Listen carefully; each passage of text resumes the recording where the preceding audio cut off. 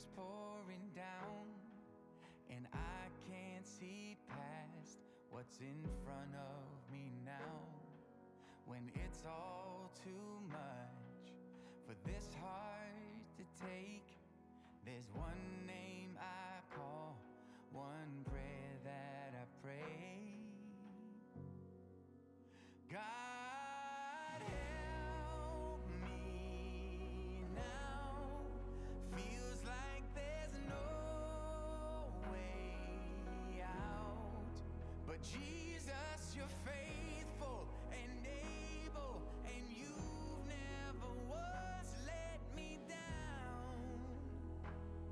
God help me now.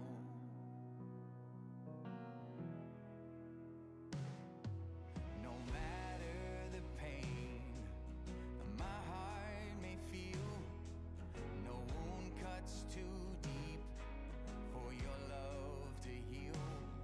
So when fear comes to find me and doubt starts to grow, I lift up my eyes, I know just where to go.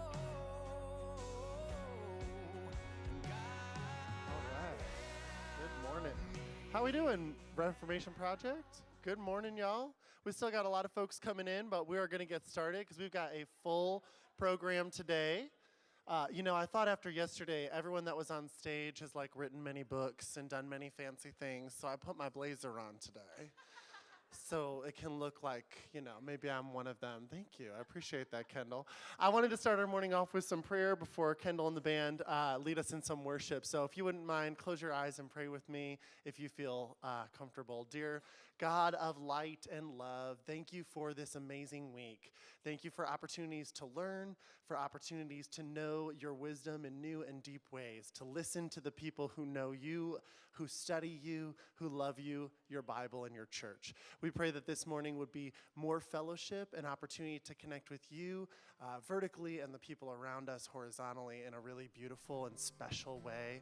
Be with us today, Lord. We thank this band for leading us in these songs that speak of your truth and speak of your love. May we be of one heart and one mind this morning. In Jesus' name. Well, good morning. Why don't we all stand as we enter into this last day of being together? I hope and pray that this worship time will follow you through the rest of the week, through the rest of the month, through the end of this season, through the end of this year, and into more. And this song is one of my favorite songs. I think about it all the time when I'm doing laundry, unloading the dishwasher, doing all the mundane things that somehow become sacred when I invite the Holy Spirit to come and assist me. It says, Lord, I need you. Lord, I come, I confess, bowing here, I find my rest. 'Cause without you, I fall apart. You're the one that guides my heart.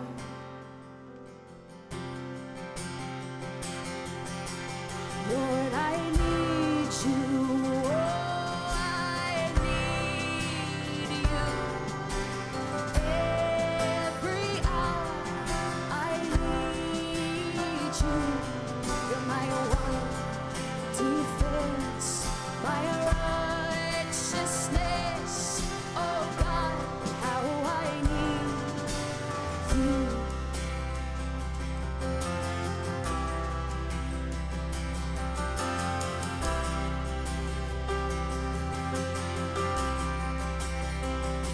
Sing, run, see, your grace is more.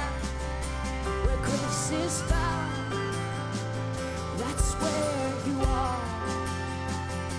And where you are, Lord, I am free. Holiness is Christ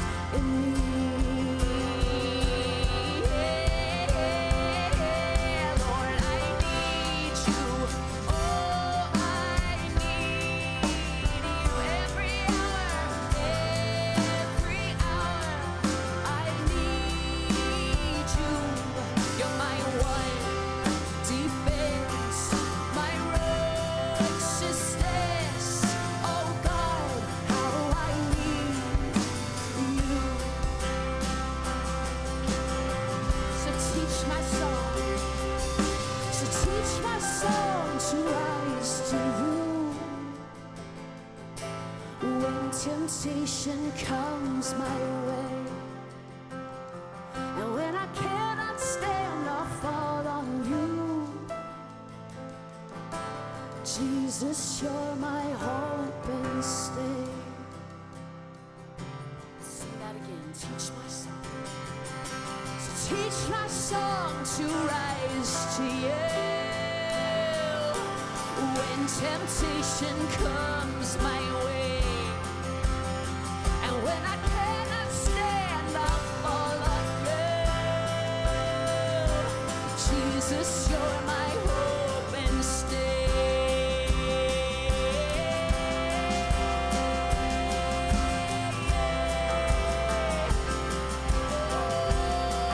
Sing it out, Lord, I need you.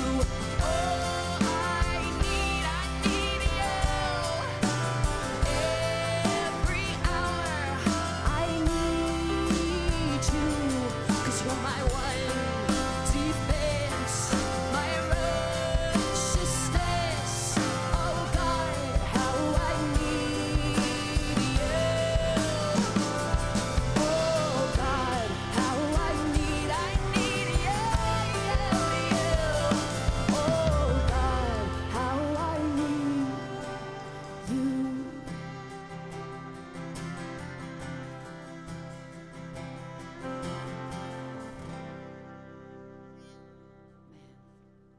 It's okay to clap.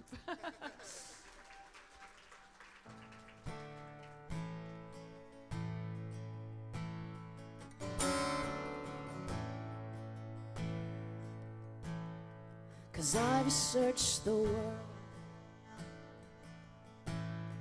but it couldn't fill me. Man's empty praise and treasures that fade, they're never enough.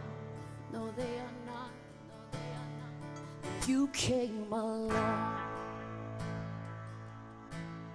You put me back together,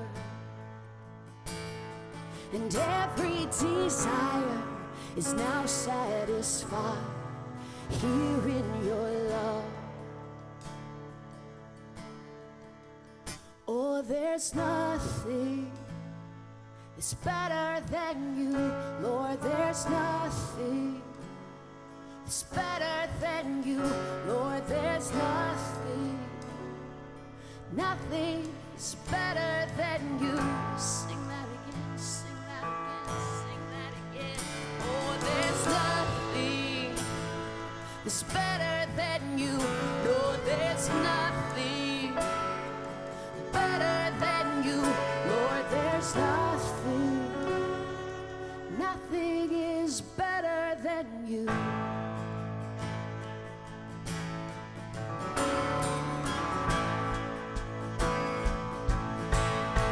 Now I'm not afraid to show you my weakness, my failures and flaws. Lord, you've seen them all, and you still call me friend. Yes, you do. Yes, you do. God of the mountains is the God of the valley, and there's not a place your mercy and grace won't find me again. No, there's nothing better than you, Lord. There's nothing better than you. Oh, there's nothing, nothing is better than you. Oh, there's nothing better than you, Lord. There's nothing better than you. Oh, there's nothing, nothing is better than you.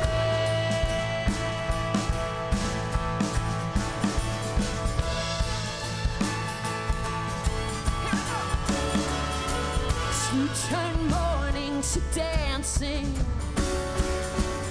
You give beauty for ashes. You turn shame into glory. You're the only one who can sing that again.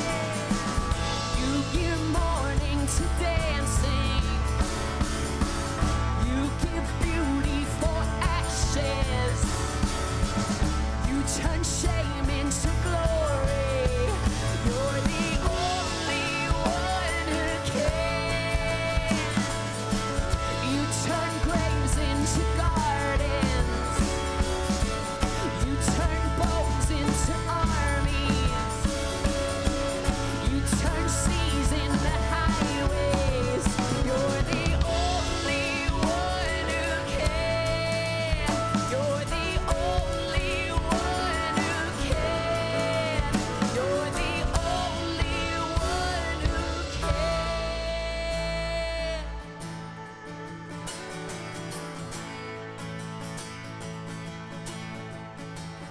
And there's nothing that's better than you, Lord. There's nothing that's better than you. Oh, there's nothing, nothing is better than you.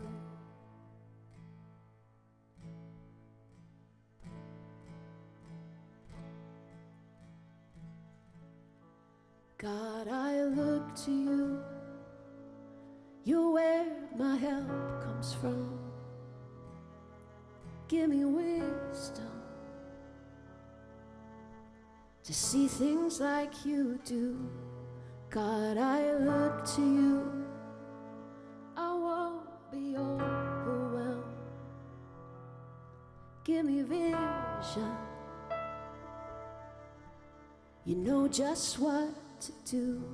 Yeah, yeah.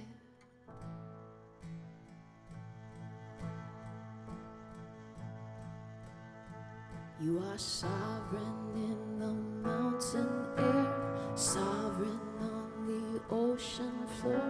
You're with me in the calm, you're with me in the storms. Sovereign in my greatest joy, sovereign in my deepest cry. With me in the dark, you are with me at the dawn. And in your everlasting arms, all the pieces of my life, from beginning to the end, I can trust you. In your never failing love, you work everything for good. God, whatever comes my way, I will trust you.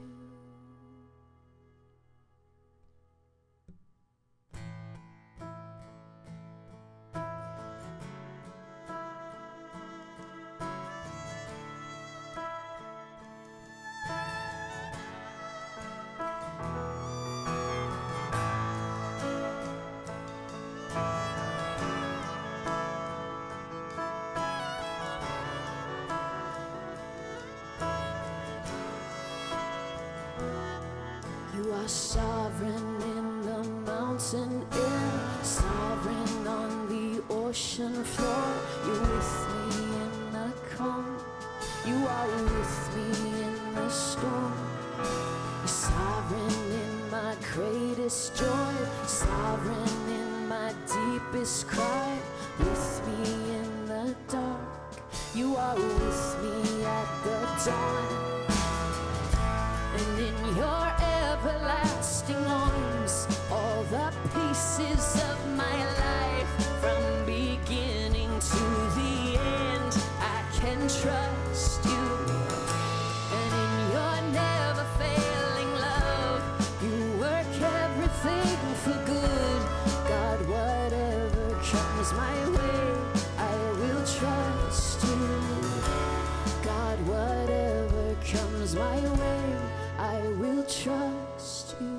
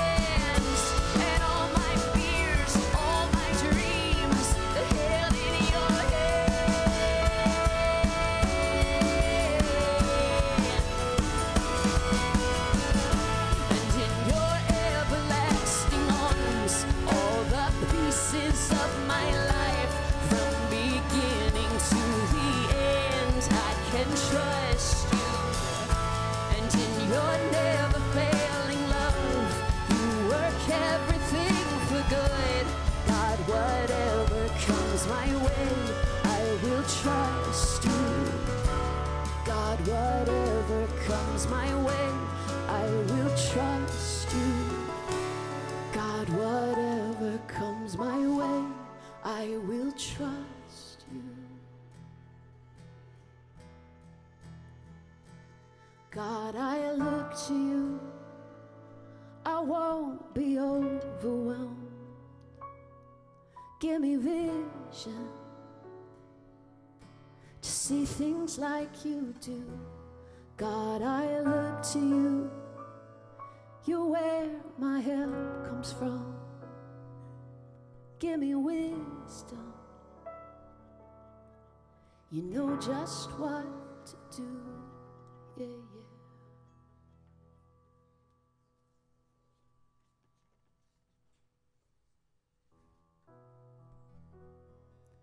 It has been such a privilege and honor to get to worship alongside of you all in this room. And it has been so healing and whole for us as a team.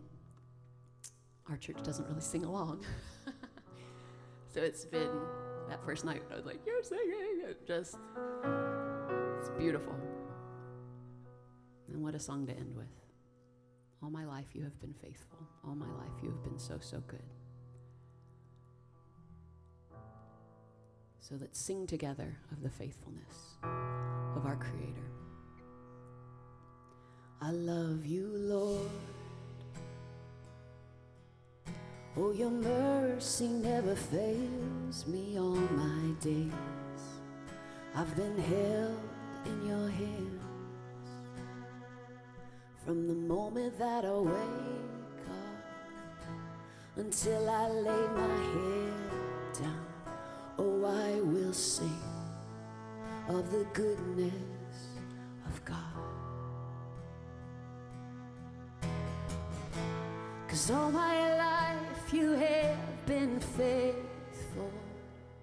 Yes, you have. All my life you have been so, so good. With every breath that I am able, oh, I will sing of the goodness of God.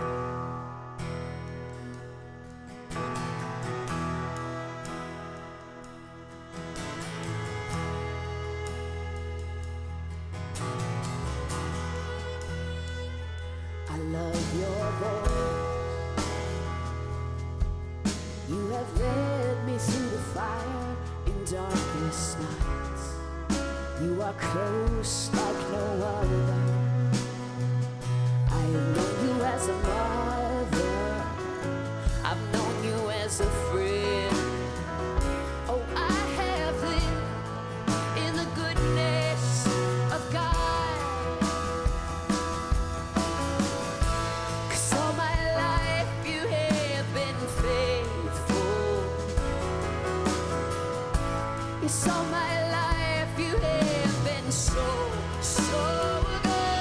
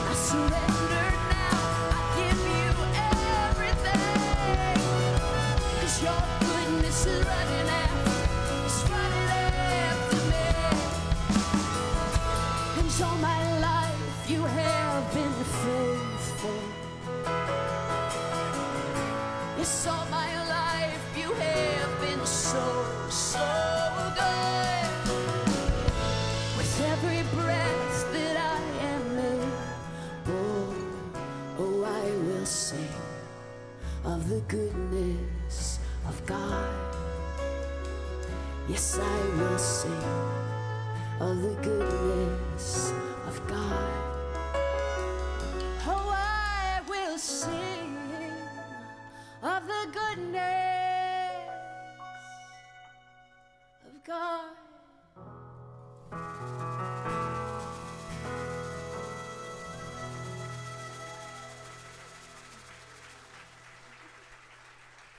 Amen. I think you can take a seat.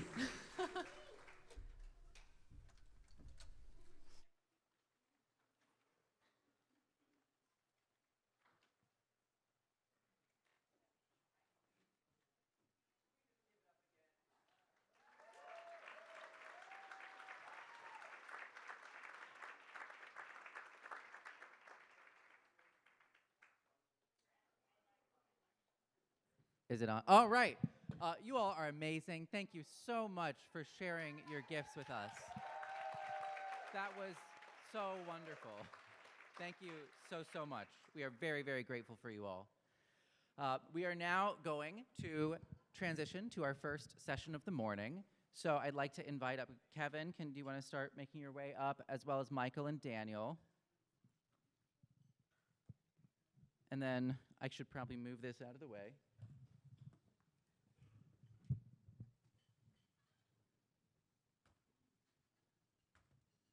Okay. All right. This is on. Okay. How's everybody doing this morning?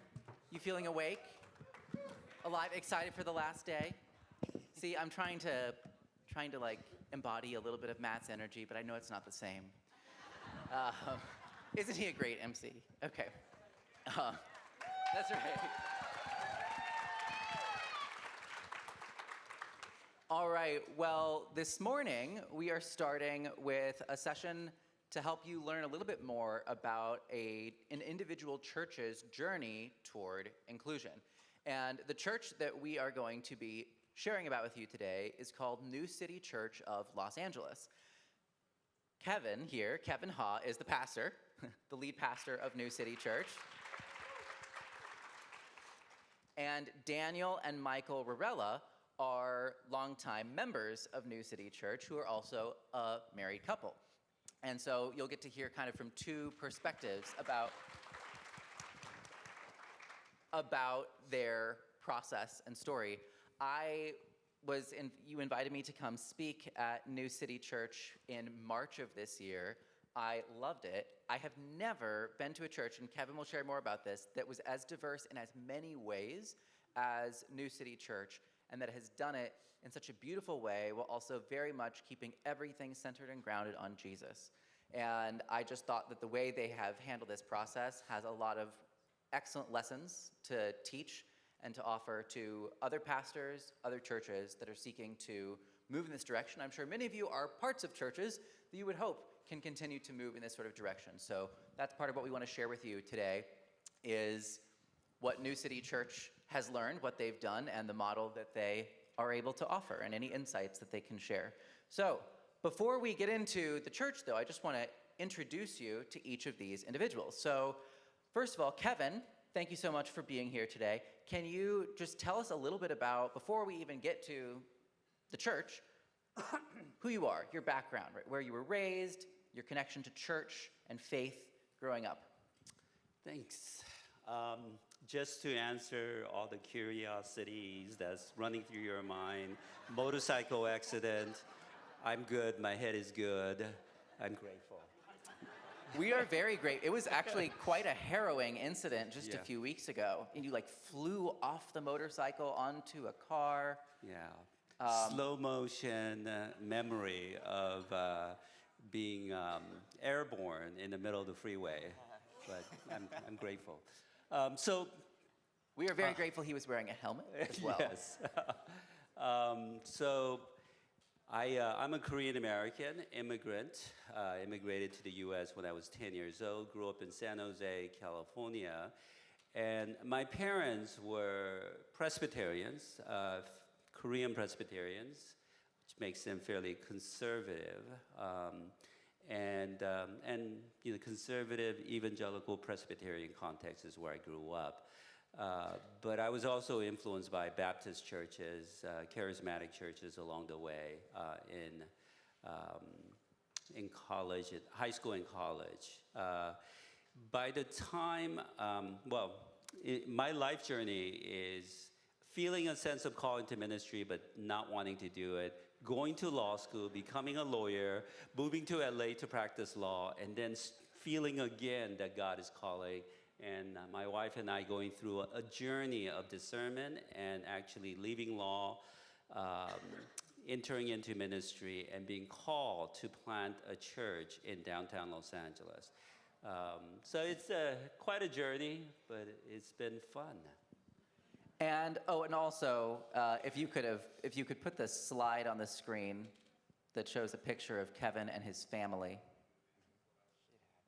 Do you want to tell them about your family? Yes, so I have, my wife is right there, my wife Grace, and I have 3 children. My eldest child, non-binary, bisexual. I'll tell you about them later on. And I have twins, Bennett and Eliana. And so, final question here at the beginning.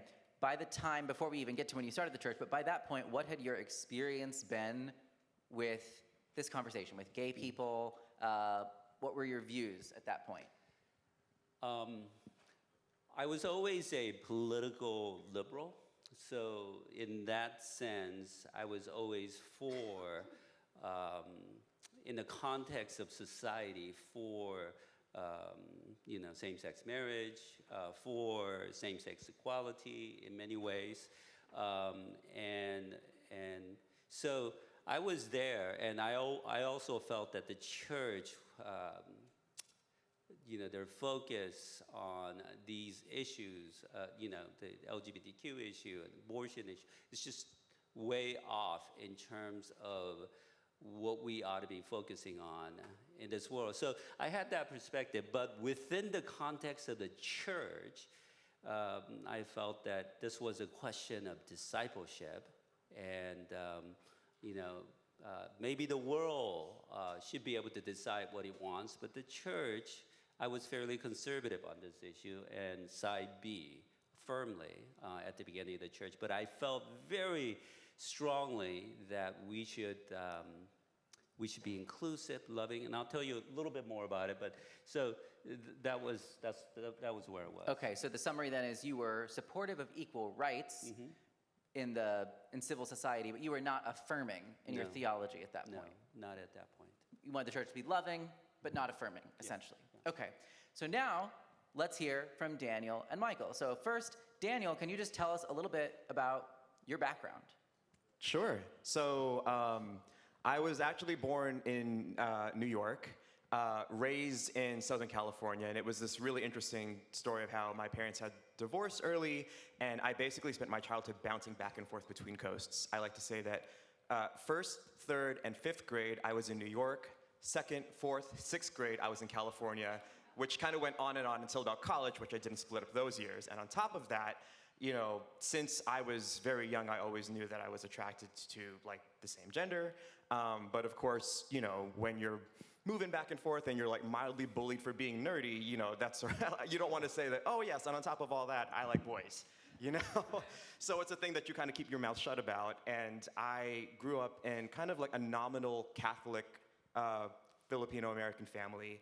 But in my late teens, I kind of my mom had this huge conversion experience, and it was the whole traditional altar call, raise your hand if you want to accept the Lord. And I remember, looking at my mom, and I'm like, whatever journey she's about to go on, I should probably go on this too. So I like to say that I kind of came into evangelicalism riding on my mom's coattails of her faith. At that point, when I was getting older, I realized that, it's this whole gay thing isn't going away. And I was terrified, and as probably a common story, and I trusted nobody with that information. The first place that I really came out was to strangers on the internet and online forums, because that felt safer than coming out to my family or my friends or my church. And with arguing back and forth with these strangers, it was these Christian strangers. A lot of times they would bring up Romans 1, And it was just interesting to me how often they talked about lust. And like, but I feel like we're talking past each other because that's not what I want out of life. And if lust is the only thing that the LGBT community cared about, then why would we care about marriage? And it was just really interesting to see how they would just dodge that question. And eventually the place I came to was, as cheesy as it sounds, 1 Corinthians 13. Love is patient, love is kind. Also thinking about Galatians 5, the fruits of the Spirit. And I basically came to the conclusion that if I can exude 1 Corinthians 13, and if I can really just exude the fruits of the Spirit, then I will stop apologizing to the church about that.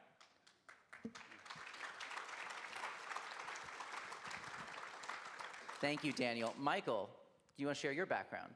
Yeah, so I grew up in a Christian home, and it was about in middle school when I'm like, uh-oh, I think I'm attracted to guys, and that was a terrible, scary thought. And I just kept it a secret through high school, through college, but then in college, I had fallen in love with my straight best friend. And it took me a long time just to even realize that. I kept saying, oh, I just love him as a friend, but it was more than that. But he was straight, and he was gonna get married to his fiancée, eventually his wife. And it was that event, because I had been planning to just be celibate the rest of my life, because that's what I thought God wanted of me, unless God was going to change me, but that wasn't happening, because that had been my prayer. And so that was the catalyst where I'm like, I have to really start wrestling with this. I had found GCN, which was the Gay Christian Network that was founded back in 2004-ish. And I read Justin Lee's Side A essay, and I read Ron Belgow's Side B essay. And if you're not familiar with those terms, Side A is an affirming argument. You believe God blesses same-sex relationships, and if you're Side B, you believe God does not bless same-sex relationships. And before reading Justin's Side A essay, I said to myself, well, this has to be a fluff argument. And then I read it, and I'm like, well, this has something to say. And then I read Ron Belgow's Side B essay, and I'm like, well, this has something to say too. And suddenly I went from being Side B my entire life to just suddenly not knowing. And that was a terrible place of uncertainty, terrible. I would have rather just remained Side B. So I began a very active process of studying, talking with pastors, reading lots of books, reading entire books of the Bible to understand. And eventually, I kind of sat up one day, I'm like, oh my gosh, I think I'm Side A now. And I said, well, am I gonna date? And I said, no, I don't even really feel the need. I just said, I just need to keep making friends. And my prayer changed. It went from a panicked prayer of, God, what is your will? I need to know it right now, to a more confident prayer of, God, I think I found your will. But if I got this wrong, still steer me back. So that's a little bit of my journey. No, thank you so much. So now, Kevin, if we can go to when you decided to start New City Church. When was that? Why did you decide to start the church? And tell us some about the founding vision for it. So in 2007, so I had been pastoring for about 3 years at a Korean American English speaking church, and I had my job was to be the urban ministries pastor, and one of the responsibilities was to minister in Skid Row. We had this parking lot ministry in Skid Row, Sunday afternoon, just really an amazing ministry. And it is in that context that I felt a sense, a call to plant a church in downtown Los Angeles. Downtown was a booming town. It was the fastest growing neighborhood in Los Angeles at the time. I used to live in downtown, but the downtown that I knew was pretty much Skid Row and the financial district. But it had become a gentrifying, but not in a displacement kind of way, but just a lot of things going on in downtown growing. So there was this vision to plant a multi-ethnic, multi-socioeconomic church where we can bring people in Skid Row together with these new loft dwellers moving into downtown. Well, and there's a picture of it.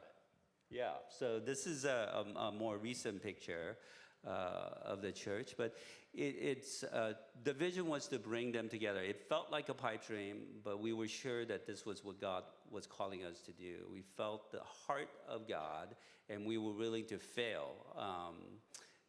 We weren't going to make the decision based on the probability of success, but by the worthiness of the goal. And so that's what we pushed to, and so when we first brought some people together, the vision and formulated the vision, we began to use the word inclusive gospel-centered community.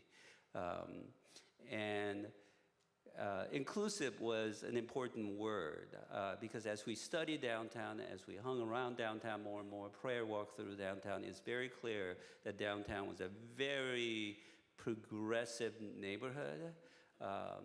A lot of people who are LGBTQ were moving into downtown, and everybody else was an ally.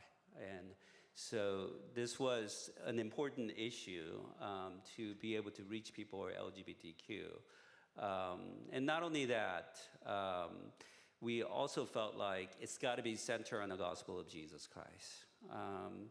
If you've been to New City for a while, everybody knows what that means. It's Jesus-centered. It's centered on the incarnation, that Jesus came, that he died for us, atonement, that he resurrected, that he ascended and is coming back, restoration. We always talk about the gospel of Jesus Christ is about the incarnation, the upside-down kingdom, the atonement, the inside-out kingdom, the restoration, the future-back kingdom. So that's what we focused on, and that's what we preached. And at the heart of everything was this idea of grace of Jesus Christ, and that I had come to believe that the power of grace can transform people wherever they are. And so that was the vision, and to create this crazy community of everybody in the neighborhood coming together by the power of the gospel of Jesus Christ and become radically inclusive. That was the vision. That's a pretty good vision. Thank you. I have to say. Yeah, it was a pipe dream. And then tell me, at the beginning of the church, this is 2007? 2007 was the beginning of the work of the launch, and we launched in 2008. And so at the beginning of the church, how was the church thinking about issues related to LGBTQ? Yeah. So during our process of core group development, this is what you do when you kind of plant the church, you gather some people together. God had brought some people who are LGBTQ to us. One was a woman that I would call Jay because I didn't have a chance to talk to her and get her permission. And she was about 60-something years old when she came. She was the oldest person in our in our core group. And one of the things that we started to do when we gathered was to tell our stories with one another. And I think we were about 30, 40 people at the time, and she shared that she was lesbian all her life, and shared that story. And she said, "This is the first time in my life that I came out at my church. All this time, nobody ever knew. She hid, but she came out at church. And the church embraced her, loved her, and she loved the church. And she sort of set the DNA for how we are going to embrace one another right from the beginning. But like I said, I had this conversation with Jay, and right at the beginning, I said, I believe in radical inclusivity. I believe in accepting one another, developing relationship with one another, loving one another. But I don't think the scripture is affirming. That's what I said. And I remember just a few years ago, just a couple of years ago, I was talking to her again, and I said, Jay, why did you stay? We weren't affirming. She said, that was the best I can get at the time. So that's who we were at the time. So then, Daniel and Michael, tell us about when you first found out about New City Church, what you knew about it, and why you decided to check it out. Yeah, before I even met Daniel, there was kind of an underground Bible study at New City by one of the members at New City Church. And it was started in downtown LA as well, and I was invited and I attended for a period of time. And that's how I found out about New City. And it was made very clear to me that Kevin was not affirming, he was side B, but it was still a very welcoming place. And I attended a couple times, and that was before I met Daniel. I'll let Daniel take over. And so, when Michael and I met, we met in November of 2010. By spring of 2011, we were starting to talk about, is there a church that we can probably go to together? Because we weren't living very close to each other at the time. We were both in Southern California, but about an hour away from each other.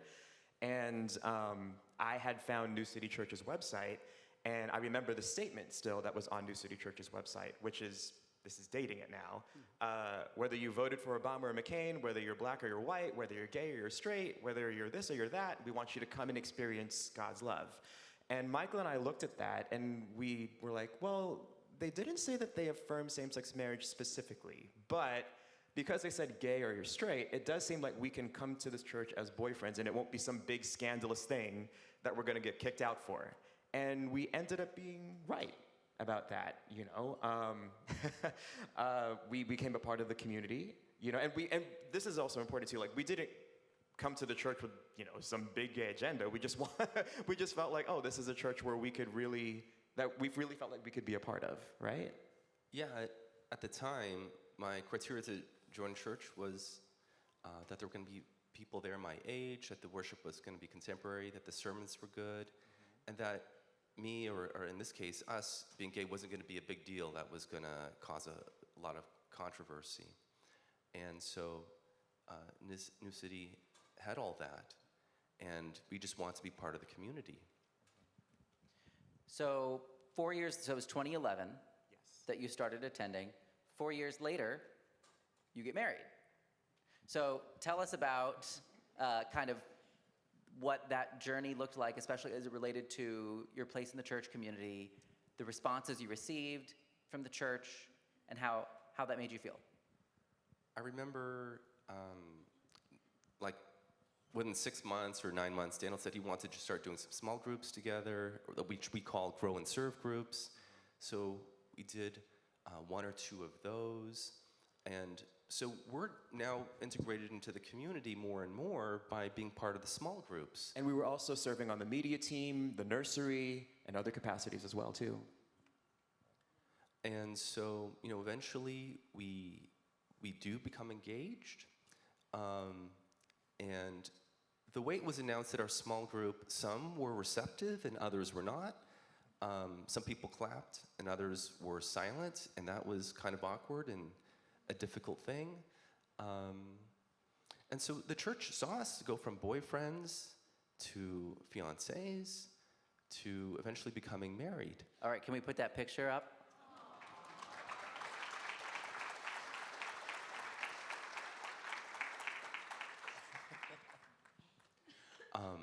I remember, there was a question, well, who's going to propose to who? And I decided it should be me because I was more hesitant. Michael beat me to it. I was more hesitant at the start of our relationship, and I thought by proposing to Daniel, rather than him proposing to me, I'm giving the more active yes, and I wanted him to understand that. And Daniel said yes. So then we got married, and that was a little bit of a process for the people in our community as well, in our church community, because we did choose to invite people from New City Church, and some people were enthusiastically, yes, I will come.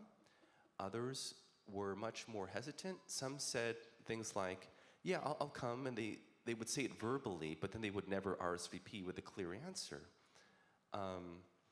One person was gracious and invited us to lunch, and Daniel, do you want to share that? Yeah, so it was really interesting to see the response from our church, all across the board when we first announced our engagement. Like Michael said, there were some people who were really enthusiastic, and there were other individuals who basically told us, there was one individual in particular who sat down with us at lunch and was like, Daniel, and he said, Daniel and Michael, I've had Christian friends before, I've had gay friends before. You guys are the first gay Christian couple friends that I have, and when I got your wedding invitation, I really just had to wrestle with this issue in ways that I hadn't before. And he ultimately decided not to come, but he was gracious enough to actually tell us. It wasn't a pleasant conversation, but at the same time, he wasn't rude about it at all. And of course, it's a wedding invitation. It wasn't a demand. So, we accepted that, but it was a thing that, as a gay Christian couple at a church that wasn't affirming at the time, it was a thing that we did have to deal with. Yeah, so that was one of the, even though it was a difficult thing, certainly done more graciously. There was someone else who had given us an enthusiastic yes, I was going to even help out, and then backed out that same week. And so that was very angering to me and very hurtful to me. And then Kevin, you were aware that they were getting married? Yeah, I was in my sabbatical at the time, and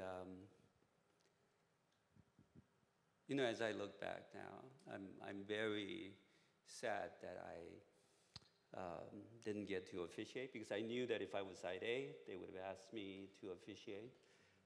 But knowing my position, they did not, and I was on a sabbatical, so I didn't attend the wedding either. And I feel very bad about all of those things. And not just Michael and Daniel, but also there were so many conversations with various different people through the journey of the church, because our church looks so accepting and loving in so many different ways and so diverse. We're about evenly spread out in 4 major ethnic groups. About a third of us come from Skid Row, the other 2/3 from more middle class, upper middle class. So it's a radically diverse community that we're very proud of. Yet there was this thing, and people who are LGBTQ often would make appointments with me to kind of ask me about what our policies were, what we thought. And so I would tell them that I'm not affirming, but we're radically inclusive. And then we would have some conversations. Sometimes it would be very sad ending, where they loved the church, but they felt like they couldn't continue on. I had one episode in which we hired a youth pastor, and amazing guy, very gifted. I was so excited about the hire. He was affirming. We had staff who were affirming. We had people, with respect to where they were in this issue, people were all over the place in our church. And he thought our church was affirming and I was affirming. But when he found out after he received the offer that I was not, he decided not to join and left the church instead. And it was very painful to him and his family, and to me at the same time. And I realized that our sort of opaqueness in our policy had to be clarified. So you can't just have a church that feels so inclusive yet not be inclusive. That's cheating. And they had some conversations with Michael and Daniel, deep conversations about this issue. Well, yeah, can we have Michael and Daniel explain a little bit? Because I think you were realizing, Kevin, we need to clarify this opaqueness. Mm-hmm. And then Michael and Daniel, you were kind of thinking similar questions, right? Mm-hmm. Like it was really interesting, because when we first joined the church, we had straight allies or straight friends who were just kind of nudging us, hey, Michael and Daniel, you should talk to Kevin about, it's funny because they never really finished that sentence, but we kind of knew what they were kind of getting at. And at the time we were like, well, yeah, but we don't want to feel like lobbyists at New City Church, and we hadn't really had a deep conversation with Kevin and Grace yet, and we didn't want our first conversation to be like, okay, let's talk about gay stuff, you know? But there was something that happened in 2016 that I'll let you, Michael, talk about that kind of lit a fire under us and was like, okay, no, we really should start talking about this. Yeah. So when I was in college, I went through InterVarsity, the college campus group.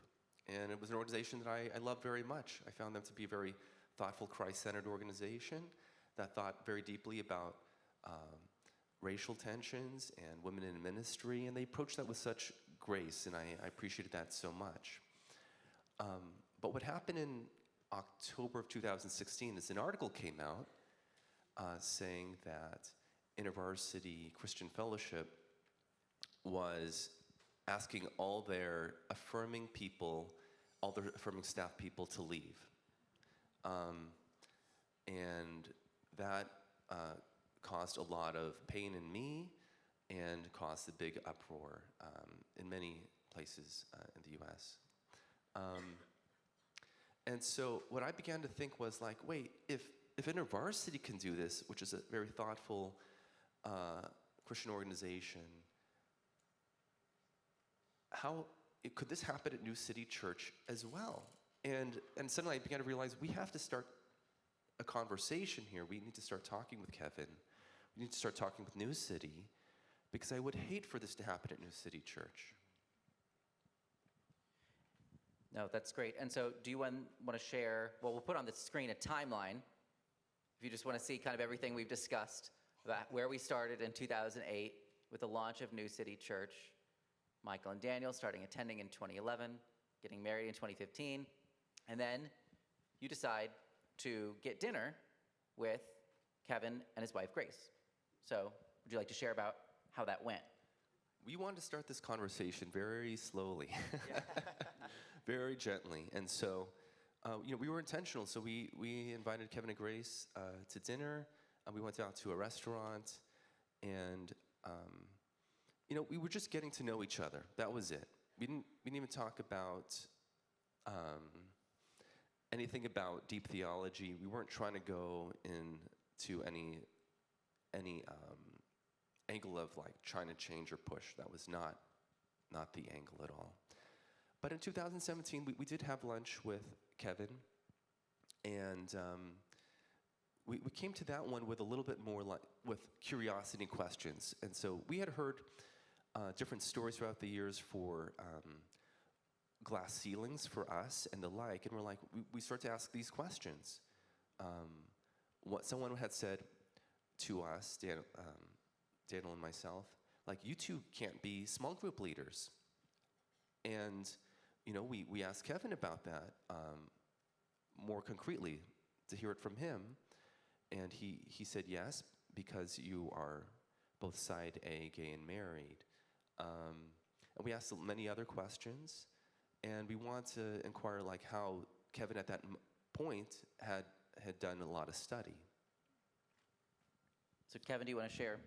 Yeah, so this came around the same time as the youth pastor, and so they knew about that as well, and so we had conversations about that, feeling more and more that we need to clarify. And from about 2013 to 2017, I was engaged in a lot of studies, re-examination of the issue, just kind of digging into the clobber passages. I had resolved all of them except Romans. I had a really hard time resolving the Romans 1 passage. And so I was still in process, reading books, and meeting with Michael and Daniel, and discussing these things. And there were others that I met with at the time as well. I think our church was at that time maybe about 5 to 10% LGBTQ. And so I felt more and more that we need to talk about this. And I think the biggest part of the change came not from my research, my reading, my exegetical studies, but from getting to know Michael and Daniel. getting to know other people who are gay Christians, who are trans Christians, and seeing the fruit of the Spirit, seeing the good fruit bear in their lives, and seeing love. And I think the most demonstrative was Michael and Daniel, because they were so gracious, even though, I hurt them, even though, I was, I was not quite there. But they were so gracious, and they stayed, and they conversed with me, but they were not, they were direct as well about what they thought. They told me exactly what they thought, but they also told me what they loved about the community. And so we felt the sense that we're struggling together, and I really wanted to do this together with them, go through a process with them as well. Well, so at this point then, there's a mutual desire to have more clarity around the church's approach and policies. And so in 2018, the church kicks off its first kind of official conversation on the topic. Yes, so, I talked to the leadership team, our prior iteration of elders, basically elders, and the staff. So there are maybe about a dozen of us all together. And we felt that we all agreed that we need to study. We need to engage in a conversation and go do a deep dive on this subject together. But we all felt like you can't do a deep dive on LGBTQ subject without someone who's a LGBTQ in the dive. You can't talk about, women with a bunch of guys around the table. So it's in the same way, so we felt like, I invited Michael and Daniel to be a part of the study group with the leadership team members and the staff. And we went on this journey for about 8-ish months of study. So we basically read, at the time, Justin Lee's book, Torn, together, and then we would read a little bit, discuss it, discuss it. We also read Ed Shaw's book, A Plausibility of a Celibate Life. There's another title to the book. Same-sex attraction in the church. Yes, same-sex attraction in the church. And so that was the Sci B book. And we also read The Great Debate between Justin Lee and Ram Balgao, and kind of studied that debate. We also read Ken Wilson's book, Letter to My Congregation, which was a third-way proposal to this issue. And so, I think it was a productive conversation. And I think having Michael and Daniel there also helped to bring this issue to clarity at a lot of point when we were lost, I think. So. And so what was your all's experience of that first church-wide kind of official conversation? It was really refreshing and it was also, oh guys, that one wasn't church-wide. Oh yeah, that's right. This Just was to be just clear, this leadership. is 2018 and it was not yet church-wide. This is just among leadership at this. And us. And yes, with Daniel and myself invited. Yeah. So it was just between, Kevin, the church leadership, and us. So it was fairly small. Although, and as small as it was very refreshing that the top level leadership at New City wanted to have this conversation and include us as well. So that was good. And it was funny because having read Justin Lee's Torn and like The Great Debate and these other books, which kind of like for Michael and myself, we'd already been reading books like this for quite a few years now, but it was kind of interesting to kind of start having this conversation finally with our home church. And then of course, that eventually led to the policy change. So right? at the end of that discussion, so the leaders, just the elders, not the staff, just the elders, began to have discussions about policy and where we want to go and clarity. And so there were 3 issues we were grappling with in terms of policy, but we were all clear that we wanted to be a third-way church. meaning that we all agree that this is not a salvation issue. We are all saved by grace and what Jesus has done for us on the cross, period. So, but this was a discipleship issue. And we also felt that this was a disputable issue under Romans 14. And so that our call is to love one another and to embrace one another in unity, even if we disagree. And we should allow people in the church to disagree. But you can't have two different policies. You can only have one policy. And so with respect to membership, we said, no question, we were already there. So no prohibition on membership. With respect to leadership, we said, okay, no more glass ceiling. So we are fully inclusive all the way to staff level. And then, but with respect to officiation of same-sex weddings, we got stuck at the elder level because our church, from the elders' point of view, was about 50-50, side A and side B. And the elder board was about 50-50 as well. And I was like right in the middle. You know, like I was side B, but maybe side A, but not quite side A, but still side B. At that time. And we made the mistake of splitting the baby. We said, okay, fully inclusive, no glass ceiling, but no officiation of same-sex wedding. And so, like splitting the baby, you know, they die, it doesn't work, you know. Hopefully no one knows that from personal experience. Yeah. But, Yeah. So I remember, Kevin, when we met in 2019, you were explaining to me, this is our church's policy. And I said, well, that doesn't really make sense to me. Didn't make sense. Why could you be in leadership positions but not be able to officiate weddings? And I think, Daniel, you had a similar sense of, didn't quite add up. Yes. So when it was told to us, hey, this is what the policy is going to be, because Michael and I, you know, we didn't write that policy, obviously. But Kevin, you had told us this is what the elders and the leadership have decided. Well, at that point, I started having like one-on-one conversations with the elders and everyone who was involved in making that decision. And I said, look, here's how it's probably going to play out. And this is like, you're saying that, just hypothetically, I'm not saying I want to become a pastor at New City, but let's just say you wanted me to be. Someone was nice enough to officiate my and Michael's wedding. So you're saying that if I became a leader at New City, I, as a married gay Christian man, would have to turn another gay Christian couple away if they approached me and said, Daniel, can you please marry us? And so I was asking, like, well, what married gay Christian would want, what gay Christian would want that?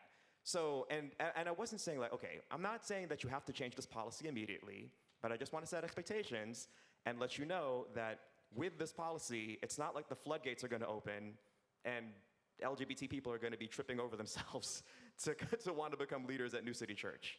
You know, so I wanted to plant that seed there for the time being. And eventually that did lead to like another conversation. Yeah, so the way we released the policy was that after I gave a sermon on Third Way, and then afterwards we had a church, kind of a town hall meeting. It was like everybody came. It was hot, you know, in this room, and the energy was high. It was pretty intense because we hadn't actually released the policy until after until we got to the meeting, and then we kind of explained the policy. You know, we wrote up like an 8-pager to explain what a third way is, side A, side B, why this is a disputable issue, but why we can only have one policy, and then as we went through,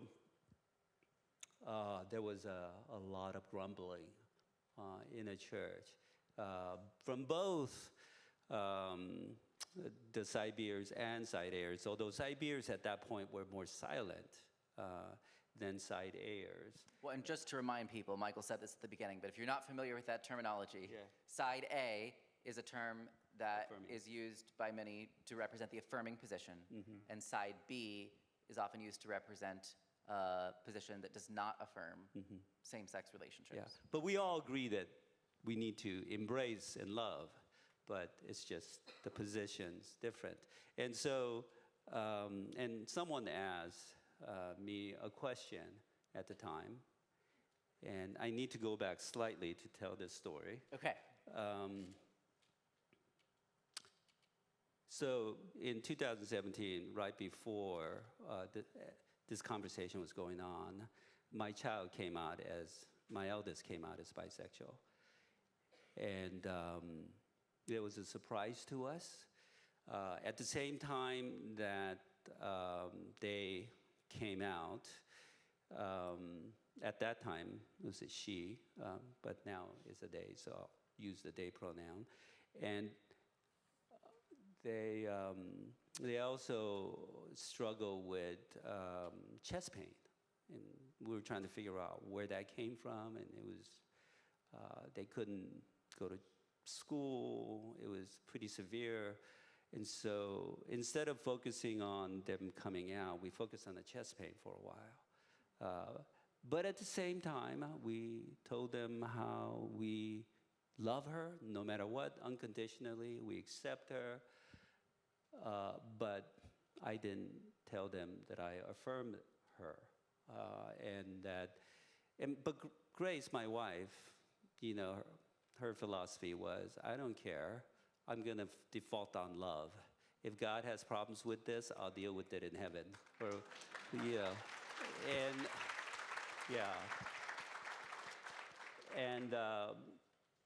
And so she affirmed my child immediately. But I've had many conversations, but I would, we went to some conferences together, Christian LGBTQ conferences, and really wanted them not to lose faith during this process, because I was so worried, because they were asking so many questions of faith as well.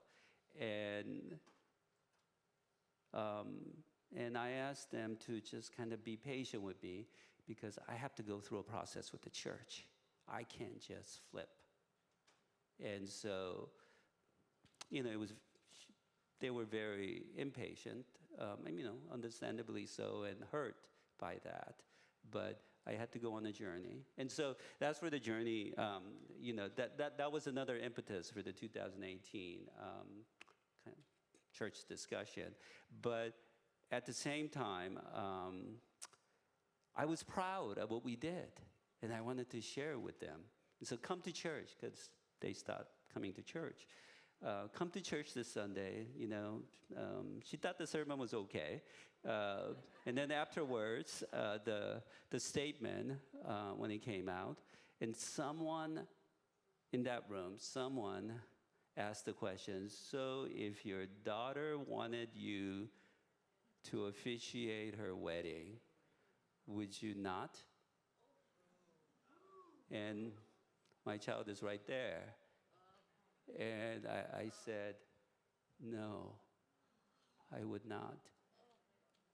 And I destroyed my child's faith at that point.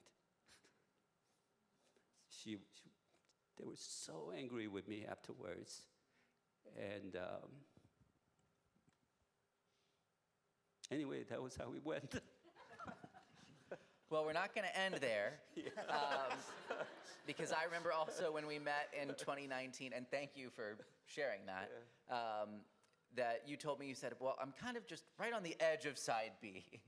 And it was later on that year that you did fully change your mind and position, which was pretty significant for what was going to happen with the church. So do you want to just speak to that briefly? Yeah, part of it was reading your book and just this argument on Romans and the context.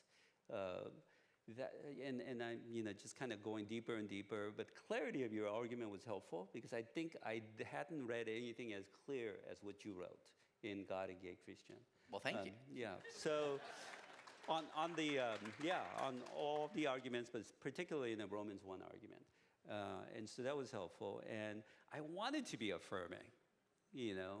It's just I needed to make sure that I align myself with the scripture, because it wasn't really just I want to be affirming, so I don't care what the scripture says. I don't like Paul, you know. That wasn't me. You know, That's not what you're saying, to be clear. That's not what that's not who I wanted to be. I needed to struggle. I needed to wrestle with God.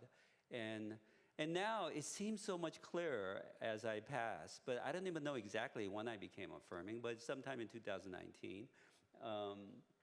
And then so after year or so, the big split didn't happen in the church. And we lost people on both side A and side B, because we didn't go far enough, you went too far.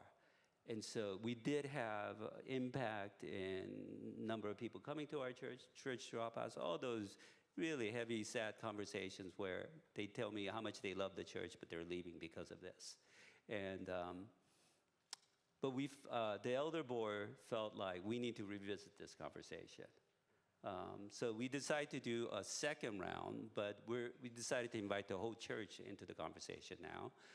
So we had this thing called A Journey into an LGBTQ Conversation, and we invited the whole church into it. Michael and Daniel were small group leaders in that discussion.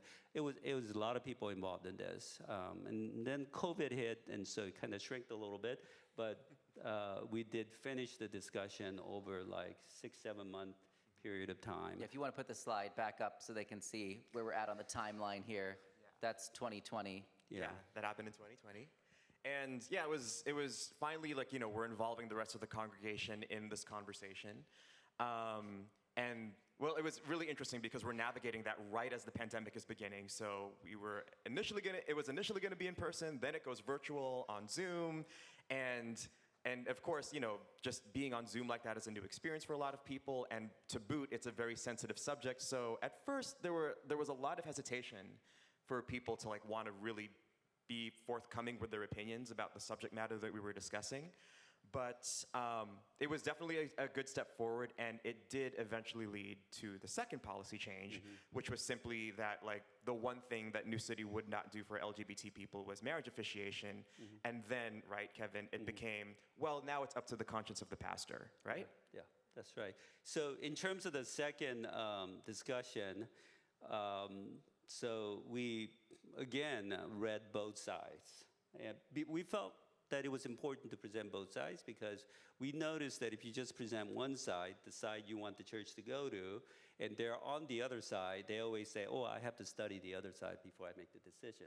But if we present both sides, people actually have the ammunition or resources to be able to make the decision. So on the second round, we studied Matthew's book, God and the Gay Christian. We studied Preston Sprinkle's book for side B, People to Be Loved.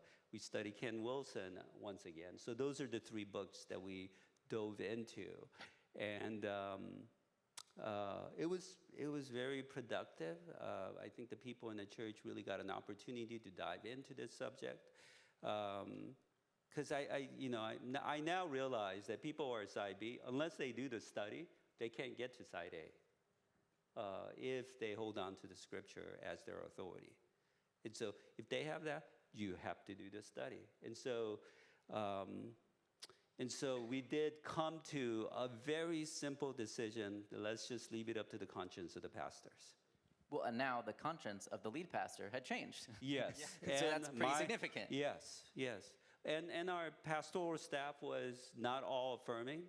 Most of us were. But we said it's okay to not officiate if that's your conscience, because we're a third way church. And so the way we saw it was, if you can kind of imagine 4 different kind of dot in a spectrum. The first dot being like really conservative, you know, you're going to hell if you're LGBTQ, conversion therapy. We called it side X, you know. And so we right from the beginning, we reject side X. It's not biblical, it's not gospel, it's off. And then, if you can imagine, second, which is side B, second dot, which is like, I'm struggling with this. I want to converse with why you are affirming, but this is what I see in the scripture. And so they're open, but there's still side B. And then if you can imagine the third dot, which is you're affirming, but you're still open to a conversation with people who are not affirming. You're open to doing community with people who are not affirming, but you are affirming, and so, but there's kind of an openness between 2 and 3. And then if you can imagine, the fourth dot is, no, I only want to do community with people who are affirming because people are hurtful to me. And I completely understand that, given how the church has hurt people. But in terms of our church, we wanted to create a community around 2 and 3. Because that's where we're going to be. We're going to give voice to 4, but we're not going to give voice to 1. And so, but our place will be around 2 and 3. And so that's what we call third way church. But our policy is affirming now. Just trying to have that posture of grace and welcome, regardless of people's beliefs, but with an affirming policy. Yes. So then we've got about 5 minutes left, so I want to make sure we get to the final points here. One is that earlier this year, you all decided to have a follow-up conversation focused on the Bible and same-sex marriage. Can you speak to the reasons for that and how that went? Yeah, Kevin came to us late 2022 saying, let's do another conversation. And Daniel and I agreed to do that, and Kevin left it up very much to us for how it would be arranged and organized.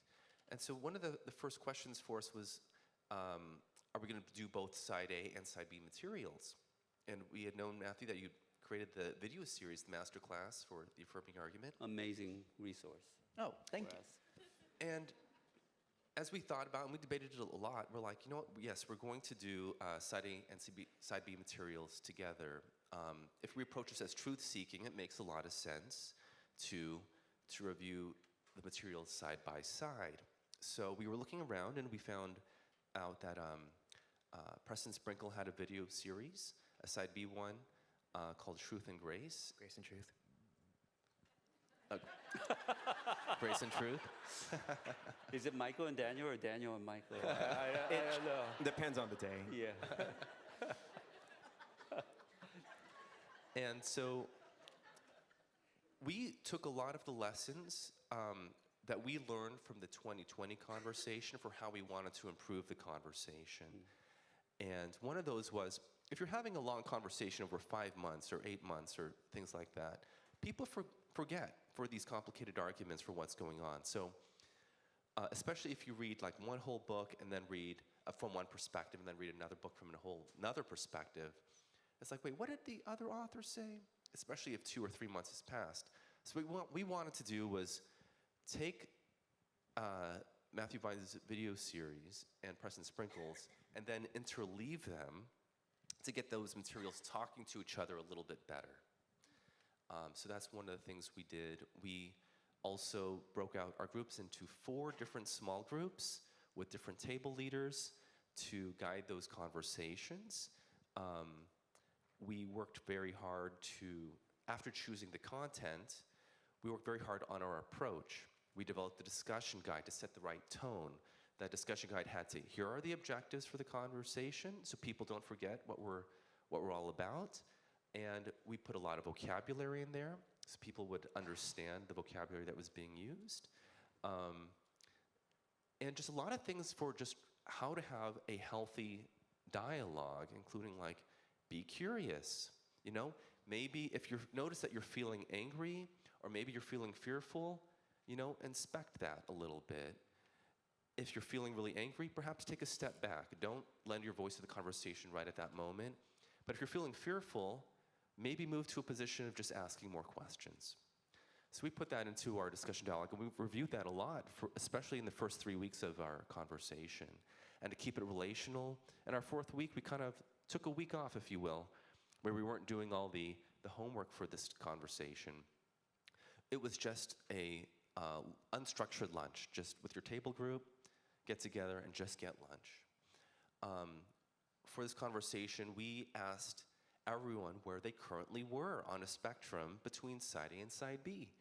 And that was done with great intention, so that when we form the table groups, we can form the table groups in a way that we put side A and side B people, or people in the middle, all together in those table groups. Yeah, and also people who were people who were LGBTQ, people who were not. That's another thing too, because we wanted to make sure that when we break everyone out into table groups, whatever it is that your opinion is, you are going to speak to someone, you're going to express it in front of someone who will not share the same opinion as you. And if you're straight and you have certain opinions about LGBTQ people, there is someone who is LGBTQ in your group. And so I think that is like a good buffer to kind of make sure that people stay respectful and civil about the whole thing. Yeah. And then, all right, second to last question, and then we'll bring it to a close. One of the things that I have been particularly grateful for and struck by in your church's process is the fact that you were able to navigate this in a way that only solidified the church's theological identity, the church's commitment to Orthodox Christian theological beliefs, what you were talking about with those 4 points of incarnation, atonement, resurrection, and restoration. Any big picture thoughts on how you've been able to do that? Because sometimes when there's a big change like this, it can create a lot of volatility, and sometimes then even unexpectedly churches see other aspects of their theological identity affected in negative ways. So how have you been able to maintain that core theological commitment of the church? I think right from the get-go, everything that I preach was Christocentric. You know, we believe in a Jesus-looking God. We believe in his incarnation, his atonement, and the resurrection, and the return, and the restoration of the world. And what this means is at the heart of everything. And the scripture is reliable evidence of what God has done in Christ. And so we laid that ground for every issue, all the justice issue that we were dealing with, all of the life issues, so because we looked through that lens, and I think for 15 years I taught people how to look through the lens of Jesus. I think when we came to this, we also said we need to look through the lens of Jesus. And so I think that foundation was laid, and that was helpful. And there was no way we were going to sacrifice orthodoxy in any way, the creeds of Jesus Christ in any way, to get to something, anything. And this was one of those things. And then final question for everybody, and I'll start with Kevin here, is any advice for other pastors, in your case, and then for Michael and Daniel, for other gay Christians, just based on your experience? I would say,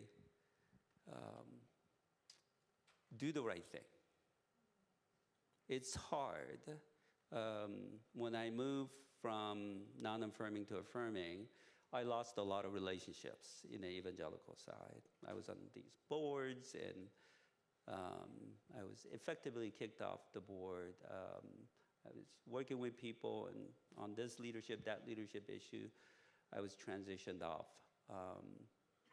And that's okay, because we got to do the right thing. But it takes a certain amount of guts. We're afraid of the financial impact, because that's real, because sometimes that means you got to lay off staff. What does that mean? We're afraid of people leaving the church. That's real. But somewhere along the line, my philosophy has become, do everything possible to retain them, love them, hug them, do everything possible to lessen the negative impact of doing this, but you got to do it because it's the right thing to do, because it's not about growth, it's about what the kingdom of God looks like. And it's about building a church where, for me, my child can come back to. Thank you, Kevin.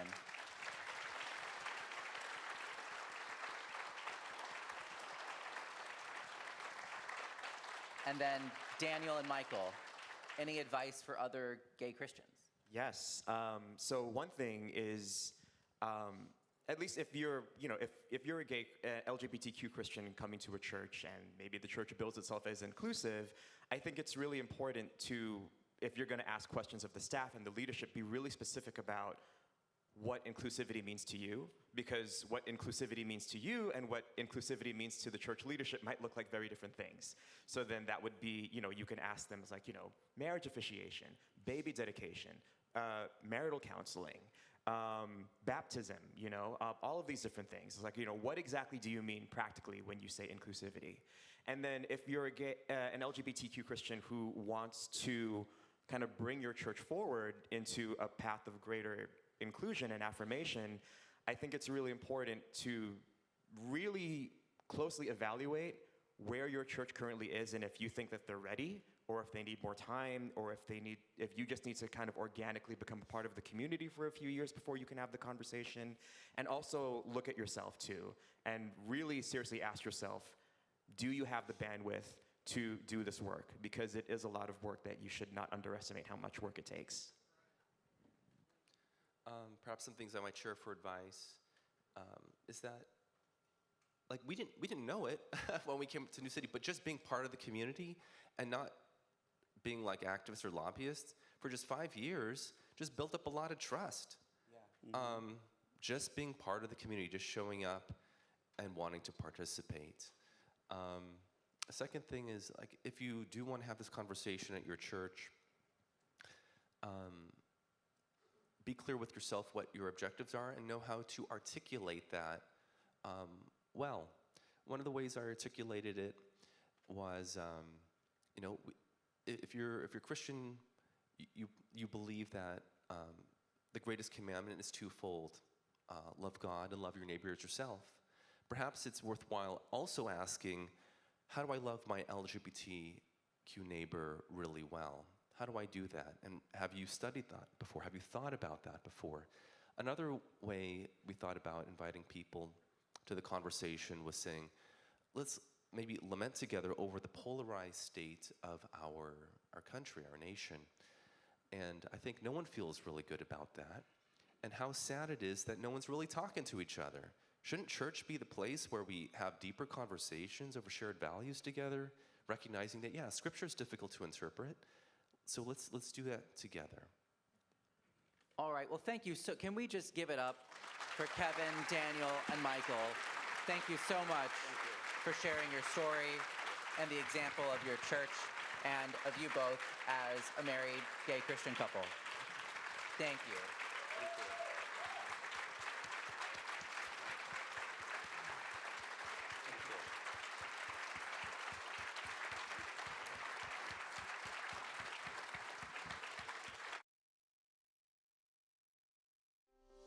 Have you ever been told that you can either believe in the Bible or you can support same-sex relationships, but not both?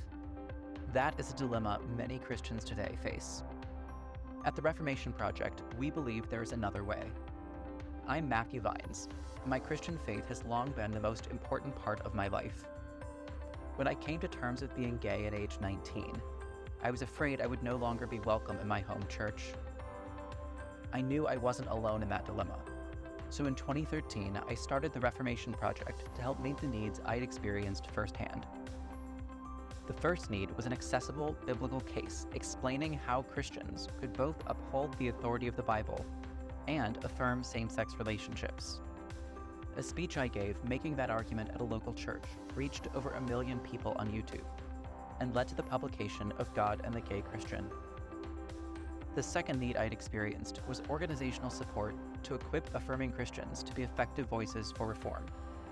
To meet that need, the Reformation Project launched national conferences and training programs. Over the past 10 years, we've reached thousands of Christians through our events and many more through our online resources. All of our work, including biblical education, support for parents and pastors, and dialogue across divisions, is rooted in our 3 core values: love for God, love for the Bible, and love for the church. In our first decade, we've seen churches transformed, families reunited, and hearts opened.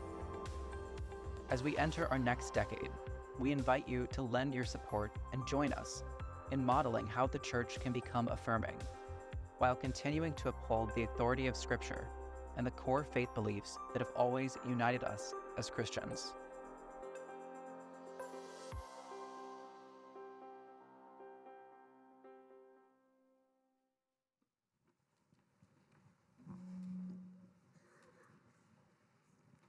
Do you all know how excited I am? I made it up those stairs without falling, just so you know. That's what I was really worried about. Hi, is this exciting? What a weekend, you guys. What an amazing weekend. What a room full of lovely, beautiful people that are so kind and thoughtful and love Jesus. We love that. And how exciting that here we are. Oh, where's our slide? Whoop. That it is our 10-year anniversary. A 10-year anniversary for the advancement of LGBTQ inclusion. That's fantastic. So could we give a shout out really quick to Matthew and his staff that have done a fantastic job.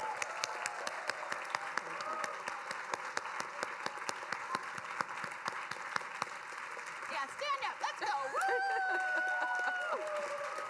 Yeah.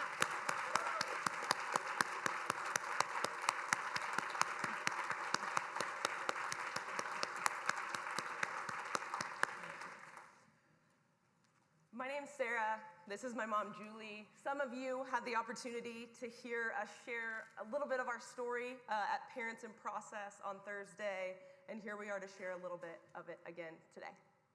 Okay, like you, Sarah, or some of you, Sarah came out as gay, and maybe like some of you, you didn't do a great job with it. I did not. I did a terrible job of this relationship when we started. I got that Bible out. I got that turquoise blue covered NIV, and I went to the back, and I found those verses, and I threw every single one of them at her. And if I could have a do-over, of course I would take it, because I was the one that really, truly needed to change. I disregarded 3 really important things. Number 1, she's amazing. Okay, look at her. Right? Okay. I had a beautiful daughter, and I've said this the other day too. She was the same person the day she told me. Actually, I outed her, okay, just so you know. I was the one. I dug into the phone records. I found her journal. I did all that stuff. I was that mom. And I outed her to grandparents and friends. But she still was the same person, right, guys? I mean, she still was. Amazing. I had a beautiful family. I had a beautiful career. I had another son. I've been married for 37 years, not at that time, but you know what I mean. What was I worried about? What was I worried about? And bottom line is, the seed had been planted. Sarah was a Christian. And as parents, we do really, really worry about that, about the church abuse and what's going to happen to her on the other side of this. But like I said, she was a Christian and the seed had been planted. So very grateful for that. Yeah, after Jules, that's what I call my mom, Jules. After Jules ousted me to our family and friends, our world fell apart. And it fell apart for years. We like to say around 5. And at 17 years old, I felt like I was given the impossible decision to choose between my family and myself. Holding on to what I believed was an unconditional love from God and them that became conditional. So after much time, okay, I'm going to back up a little bit. The minister before said something about I had to choose love. I had to choose love with my daughter, okay? Whatever, I know what the Bible said, but I believe that Jesus loved my child. So I was going to go on that premise and move forward. I did go to therapy. I did go to therapy and get help with that. And we had very honest conversations, Some not pretty, but it moved us forward. towards where we are today. We are totally restored. We are beyond so blessed by one another. And that restoration is all through Jesus at the foundation of this whole process. We are both incredibly thankful for the Reformation Project, its teachings and resources, and through the organization, getting to know so many of you that are here today. We certainly want the Reformation Project to continue the important work that it's doing for another decade. As if my family's story of forgiveness and grace and restoration and love wasn't miraculous enough, I found the Reformation Project and felt called to apply for its leadership development cohort. I was accepted and graduated from the program in 2022. There it is. I am an ambassador, a volunteer ambassador for the organization, and I now get to support others who have questions as far as being Christian and being LGBTQ. So I'd like to give my big shout out. I attended my first conference with my daughter, which was a huge step, in 2021. I had no idea what to expect. Sarah came out in 2008. There were no resources, no books that I was aware of at that time, and I was very alone in that. And so we went to the conference, and wow, I was just in awe. I was so amazed. Again, like I said, a room full of loving people that just wanted to worship Jesus, just like I did. And it was phenomenal. And there was one woman there that had shared her story about how she thought she was doing what was best for her child, but because she didn't know, it didn't turn out well for them. And I thought, oh my goodness, my job now, thank you Restoration Project, is to move forward, to be an ally, to support, to reach out to other parents. So I am a care group leader for parents and work with parents to get through this process the best that they can. And I give that all full credit to the Restoration Project. I'm just so excited about that. Yeah, we good? You're going again? Yeah, okay. Still you. Next slide. Okay, oh, in here? Oh, no, not done yet. Still talking. It's hard to shut me up, so you guys, you know how that is. Anyway, I am hoping, and I know this is very exciting too for my daughter, is I am also, if they'll have me, I'm going to join the cohort this year, or try to. Thank you. I'm totally going out on a limb here when I say that Matthew would probably, his dream would to be that we wouldn't have to be here anymore doing this, but wouldn't that be sad? We'd have to call it something else, I don't know, but we are so very happy to be here and to share his vision in all of this. It's a global church that honors scripture and fully affirms LGBTQ people. Until then, this work has to continue, and we have to have financial support in order to do that. How many out there have the magenta ribbons, like my mom, on their name tag? Who is already a Good Fruit Collective member? Love the woo. I'm here for it. Yeah. Thank you for your gift each month. For those who are part of the Good Fruit Collective, help the Reformation Project team decide what new resources that they can launch and when they can expand the organization and its reach into non-affirming churches. Did you know that it takes on average 3 to 5 years for a non-affirming church leader to become affirming once they start to rethink their views? This is an ongoing process, and sustained funding is needed for continued encouragement, education, and support for those questioning church leaders. One graduate of this program is Pastor Deacon, who is now a Reformation Project mentor for such church leaders. At the 2021 conference, he shared in his talk about how it took his church 3 years before it became affirming. We got the pleasure to actually sit with Pastor Deacon. I can't see him, the lights are so bright, but got to sit with his family and meet his beautiful daughter, Ruby. So I'm giving a shout out to Ruby. I love you so much. Continue to be you. Yeah, absolutely. Also, Good Fruit Collective members fully fund the online parent study group at no cost to parents. A group wrapped up last month with 126 registered parents. Isn't that amazing, you guys? The Reformation Project hopes to add an additional online study group, again, at no cost to participants. And I actually was part of that study group recently. It was phenomenal. And also to expand their reach to those seeking how to honor Scripture and fully affirm LGBTQ people. Will you help Matthew and his team reach his goal? Or this goal?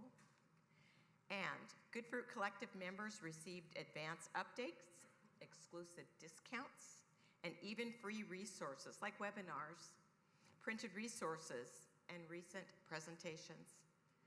My favorite was when Matthew's wedding photo, there it is, was shared with the Good Fruit Collective members well before it was posted on social media. You all got to see that. Aren't they cute? They're just, Matthew's, I just say this from a mama's heart. He's just a mama's dream, isn't he? He's so dang cute. Okay, sorry, Matthew. And I would just like to ask, you saw me in a bow tie, so is it me, Matthew, or Zach who wore it better? We're gonna have that poll and we're gonna do it later. The Reformation Project's work is both life-giving and life-saving. We know this firsthand and ask you to partner with the Reformation Project and as a faithful monthly supporter within the Good Fruit Collective. Will you become a member today? Your financial support is crucial to sustain and grow the Reformation Project's work for the next 10 plus years. On your table, thank you, Vanna White. I know. Are cards with 2 QR codes. Scan the one that says, "Make a gift now," and start your monthly support today. The codes are also displayed on the screen up front for easy access. If you are already giving monthly, thank you. And if you want to help expand the Reformation Project's vision, mission, values to this world continually, simply scan the QR code and complete the short form to increase your current monthly gift. The Reformation Project team will update your account and your new donation amount will start on your next scheduled gift date. So as the worship team prepares to lead us again, and aren't they amazing too? Okay. Woo! Okay. Take this time to consider where your heart lies, and there your treasure will too. If you've been blessed by the Reformation Project and feel God prompting you to make a gift, simply follow his lead. Sarah and I can both attest that you won't regret it. Let's collectively advance the LGBTQ inclusion in our church. Thank you so much. Thank you.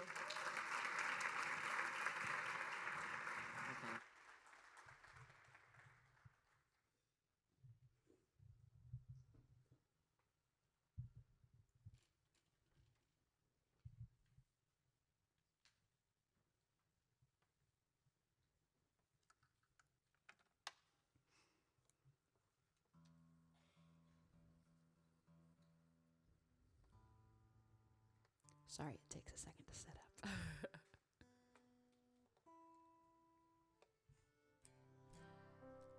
We're going to continue on in worship as we sit with all we heard.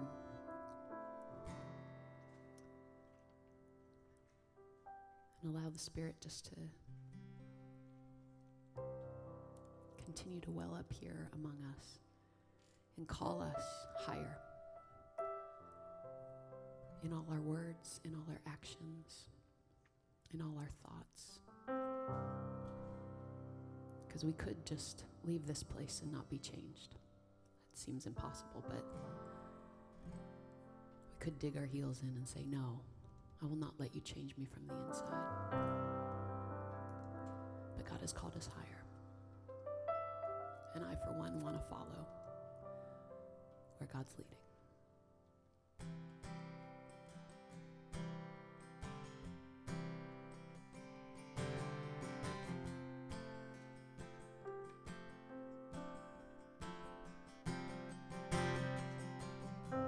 Now I could just sit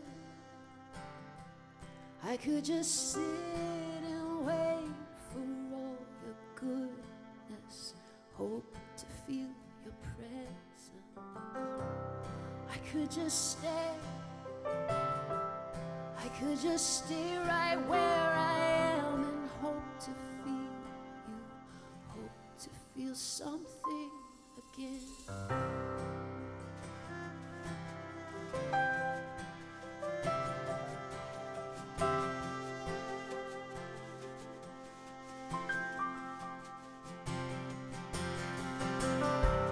I could hold on to who I am and never let you change me from the inside. I could be safe here in your arms and never leave home, never let these walls down, but you've called me higher. You have called me deeper, and I'll go where you will lead me, Lord. You have called me higher. You have called me deeper, and I'll go where you will lead me, Lord, where you lead me.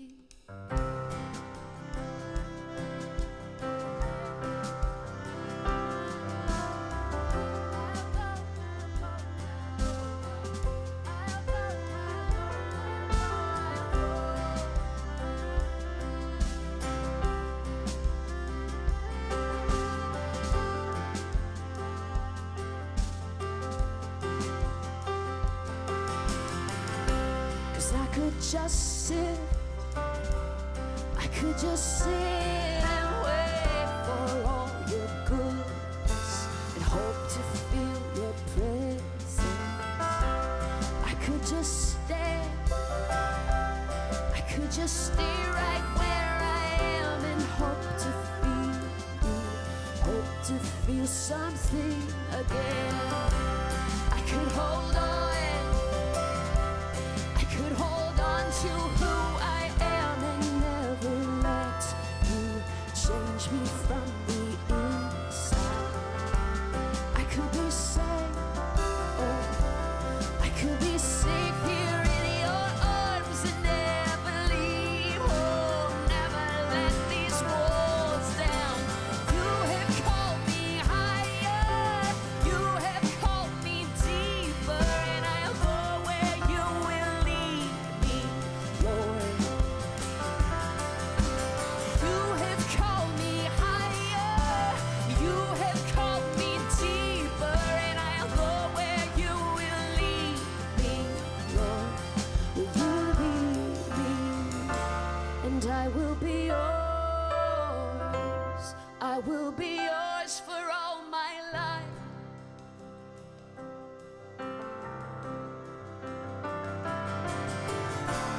I will be yours. I will be yours for all my life. Yes, I will. Yes, I will.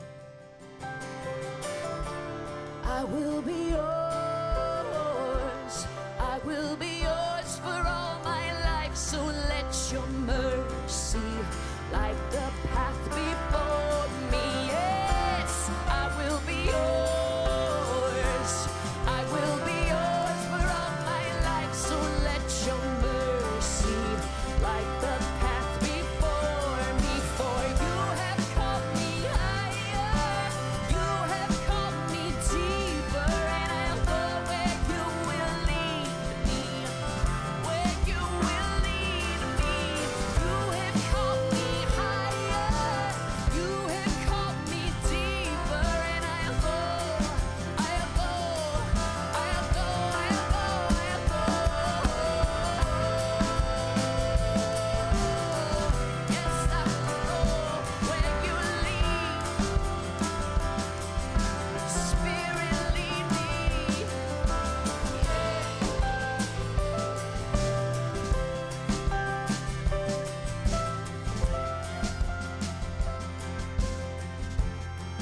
you lead me.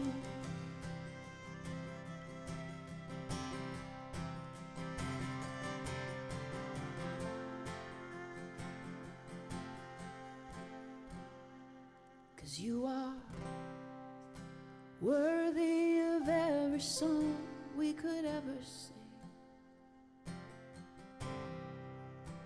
Worthy of all the praise we could ever bring. You are worthy of every breath we could ever breathe. We live for you. We live for you.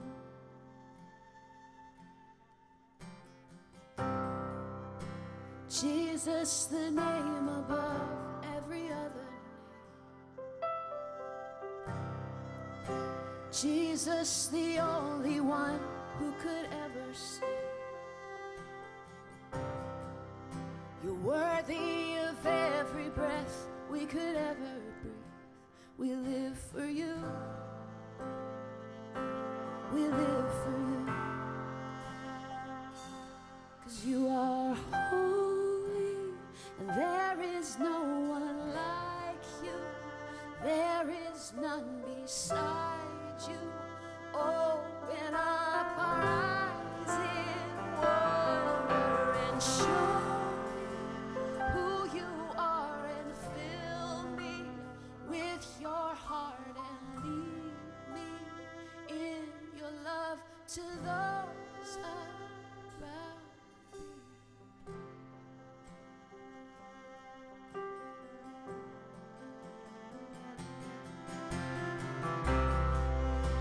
Worthy of every song we could ever sing. You're worthy of every praise we could ever bring. Worthy of every breath we could ever breathe. We live for you. Yes, we do. We live for you.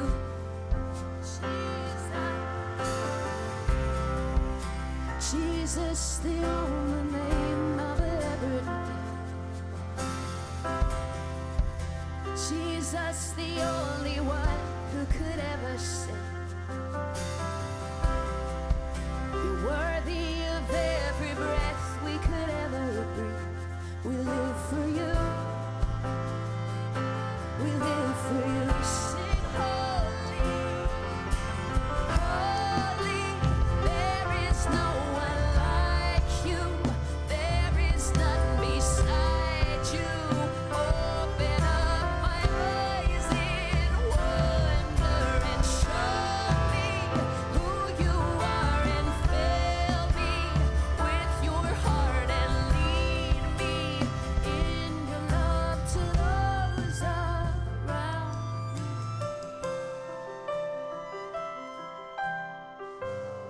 Would you stand and join as we sing this final bridge? Let this be the creed of our lives. We will build our lives on the love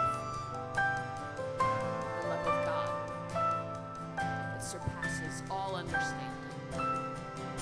And I will build my life upon your love. It is a firm foundation, and I will put my trust in you alone.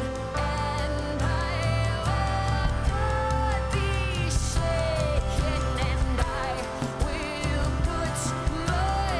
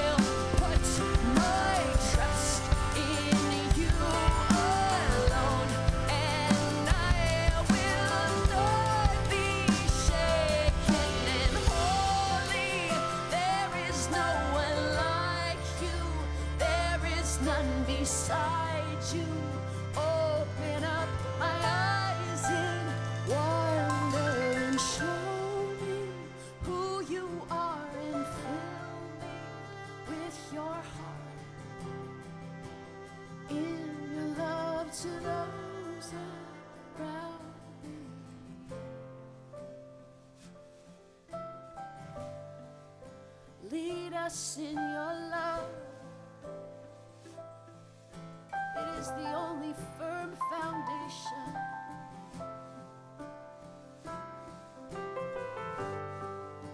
Lead us in your love.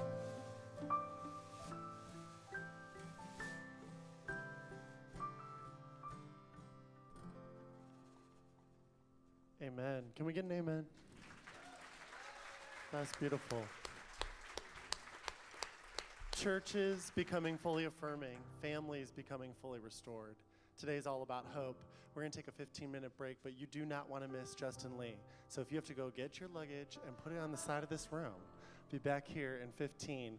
Justin is someone that will inspire everyone in this place and has had these conversations and been influential in almost every organization you've heard of today for a very long time. So I'll meet you back here at 11:15. God help me now.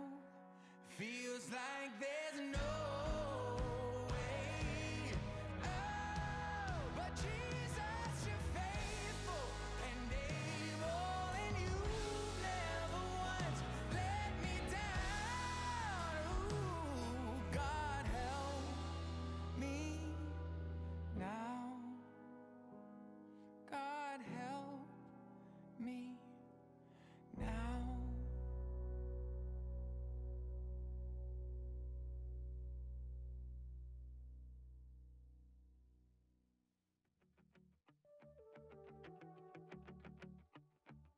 People say life's about happiness, take it and then some, living for me kind of mindset.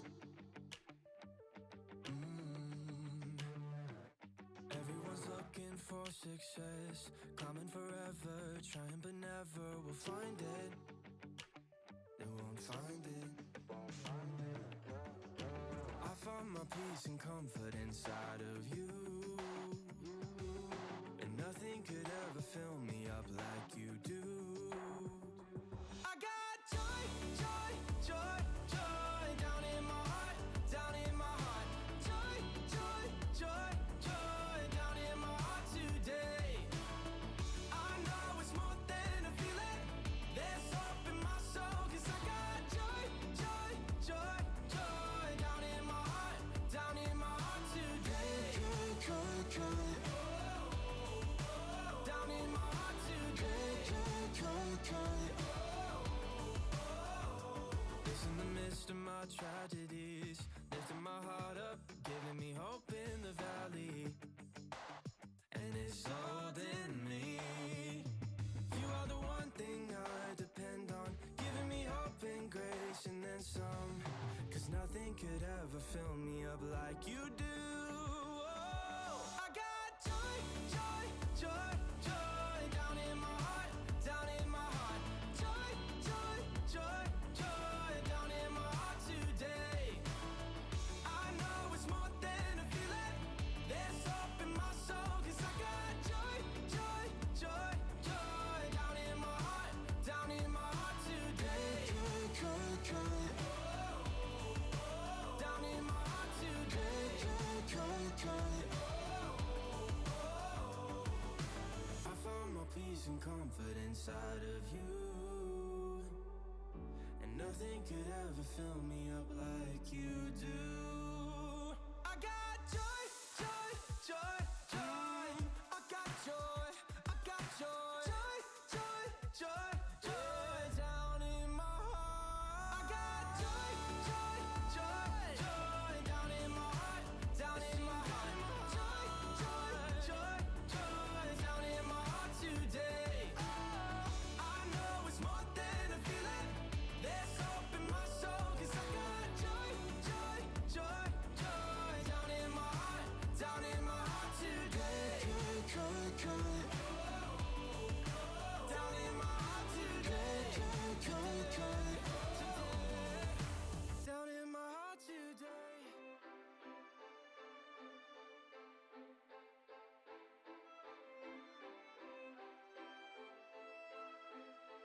I heard Shane told you a story that that you can't escape your past, that the innocence you lost, there's no way to get it back. I heard fear sold you some fiction. You bought everything he had, made you too afraid to live, and kept your heart under attack. They say you're too guilty for his grace. You're too far gone and now you're too late. But the cross says they're wrong. Don't believe the words they say. Let the truth wash them away. 'Cause his blood says you're loved. Every lie is bound to leave when there's nothing you believe but the cross. I've been right there where you're standing. All those things they told me to, that I was out of second chances and I was only born to lose.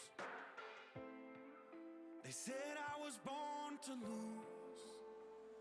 But the cross says they're wrong. Don't believe the words they say. Let the truth wash them away. 'Cause his blood says you're loved. Every lie is bound to leave when there's nothing you believe but the cross. Shame tells me I'm broken. I'm not broken. I know I'm forgiven. Fear tells me it's over. It's not over. This is the beginning. They can say whatever they want. They can say whatever they want. But the cross says they're wrong. I don't believe the words they say, 'cause the truth washed them away. Oh, his blood says I'm loved. Every lie is bound to leave when there's nothing we believe but the cross.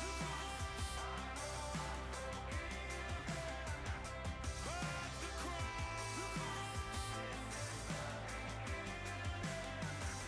But the cross.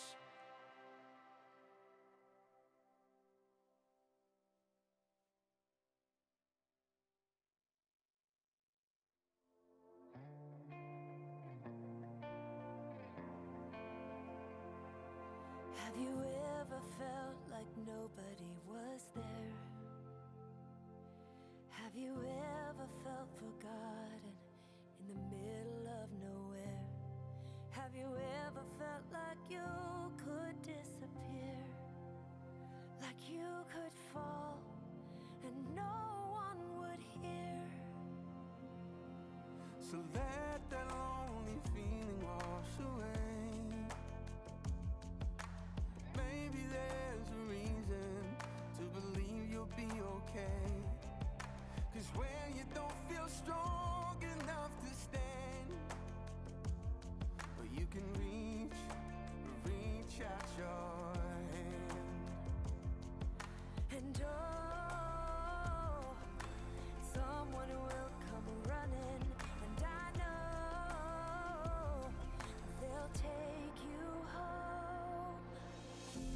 Even when the dark comes crashing through, when you need a friend to carry you, and when you're broken on the ground, You will be found. So let the sun come streaming in, 'cause you'll reach up and you'll rise again. Lift your head and look around, and you will be found. yeah. You will be found. There's a place where we don't have to feel unknown. And every time you call out, you're a little less alone. And oh, and if you only say the word,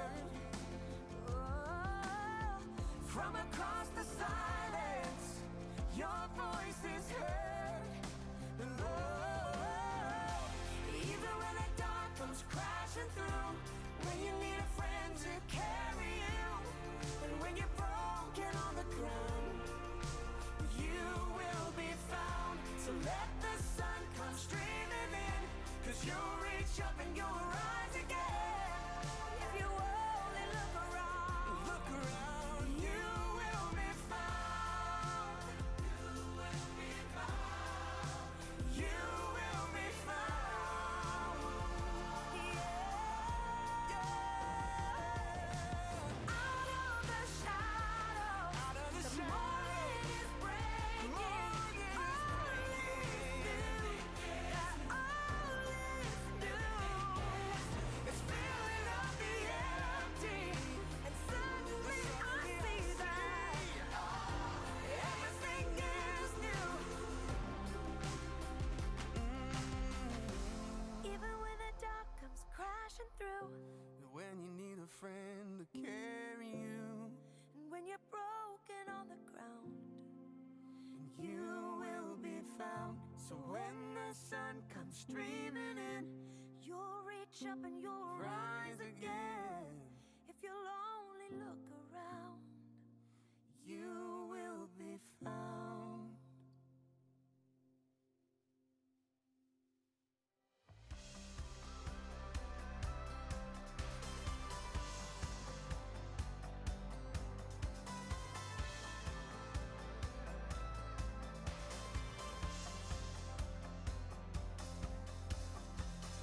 you've been patient, patient with me, longing for me to see you standing with arms open wide. You've been calling.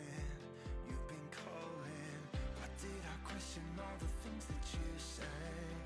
I didn't understand the depth of your grace. You could have left me or pushed me away, but you've always been holding me. I don't deserve this love.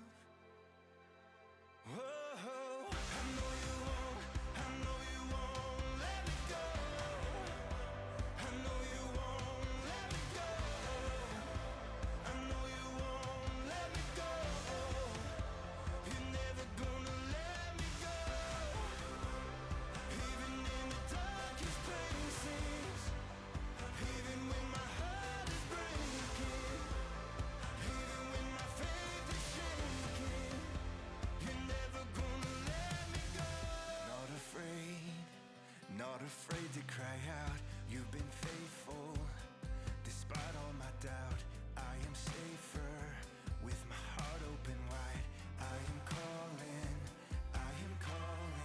and now I understand the things that you say, and now I understand the depth of your grace.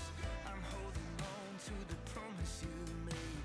You've always been holding me. I know you won't let me go.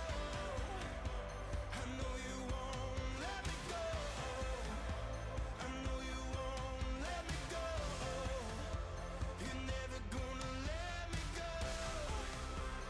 Even in the darkest places, even when my heart is breaking, even when my faith is shaking, you're never gonna let me go. Where can I go? Is there anywhere that you won't go? You proved your love is deeper than I'll ever know. Where can I go? Is there anywhere that you won't go? You proved your love is deeper than I'll ever know. I know you won't let me go. I know you won't let me go. I know you won't let me go. You're never gonna let me go. Even in the darkest places. All right, we are going to get started because we want to make sure we have time to hear from Justin Lee. Raise your hand if you know Justin Lee and his work in the room. Anybody? Some fans out there? Yeah? Absolutely. Justin has done so many incredible things, both for the Reformation Project, so many other organizations and individuals. He's the author of Torn and Talking Across the Divide. If you have not read Torn, I highly encourage you to. It's one of those books, just like Matthew's, that you can give people and they can read and see their own experience. I first saw Justin speak in Seattle. Was anybody at the Seattle conference 4 years ago? And there were so many great speakers. There were so many people that had great information. But when I heard Justin speak, I was like, that is my story. I can resonate so deeply with what he has to say, how he has to say it, and most importantly, how he lives his life. So we are so blessed. Justin is a board member for the Reformation Project. His influence continues to be powerful, and I know he's going to inspire you today. So will you please welcome Justin Lee.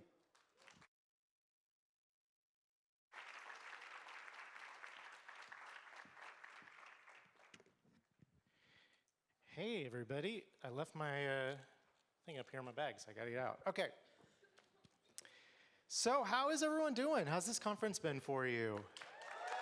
Yeah?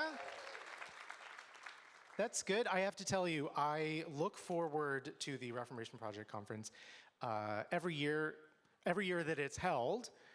As most of you know, the Reformation Project and Centerpiece have been alternating years doing conferences. And so whichever of those two organizations is putting on a conference in any given year, that is the conference I look forward to the most all year. So I'm excited to be here with you. So my name is Justin Lee. I have, as has been mentioned, a couple of books, Torn and Talking Across the Divide. What most of you, I think, know this about me, but what you may not know is I actually have, coming out in May, a new second edition of Torn that has a cool new cover and is going to have, it's expanded, so it's got more information on gender identity and how to have these conversations on disagreements in the church and lots of cool stuff, so as well as some more of my story that I haven't told before. So I'm excited for that to come out. And you can find me on my website at geekyjustin.com, which I always have to, at some point, make sure is on the screen so people can read it, Geeky. Ever since a few years ago when I gave a talk and had someone come up to me afterwards when I didn't have slides and said, "Did you say kinkyjustin.com?"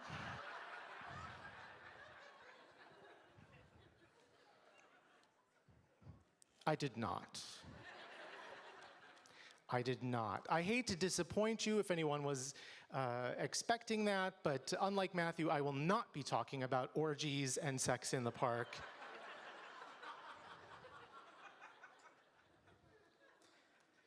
My husband wrote that joke, actually, I have to tell you. I said, "Can I tell people that you wrote that joke?" And he said, "Yes, as long as you don't point me out in the crowd and make me stand up." So, Michael, I'm just kidding.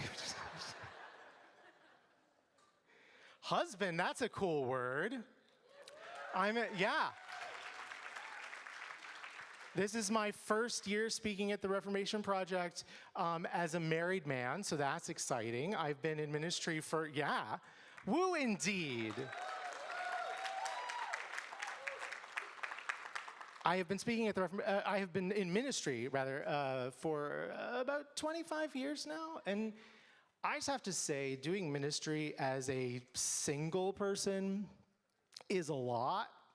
I mean, doing ministry as a married person is a lot, but doing ministry as a single person in this space where there are so many forces pulling on you and so many people who have different opinions of, how you should do things, it's a lot. So it's been exciting to finally get married.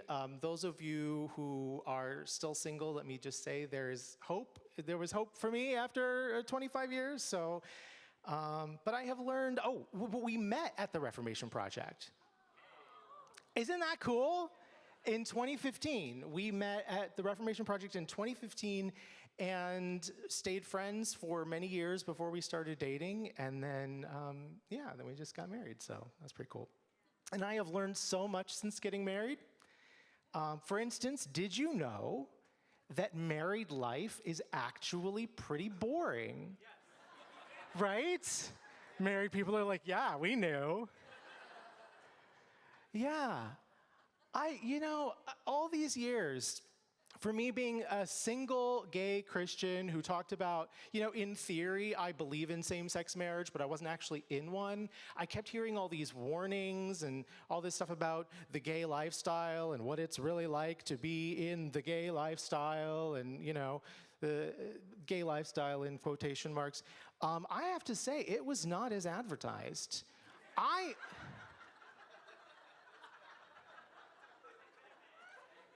I was led to believe that there would be some kind of non-stop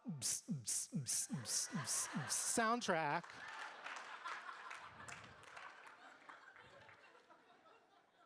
with a bunch of just random built shirtless men walking around with cocktails that glow under black lights. I don't know where the black lights come from. And that this is the experience. Maybe that's if you get married when you're young. I don't know. We're in our 40s, so we're too tired for scandalous shenanigans. There's just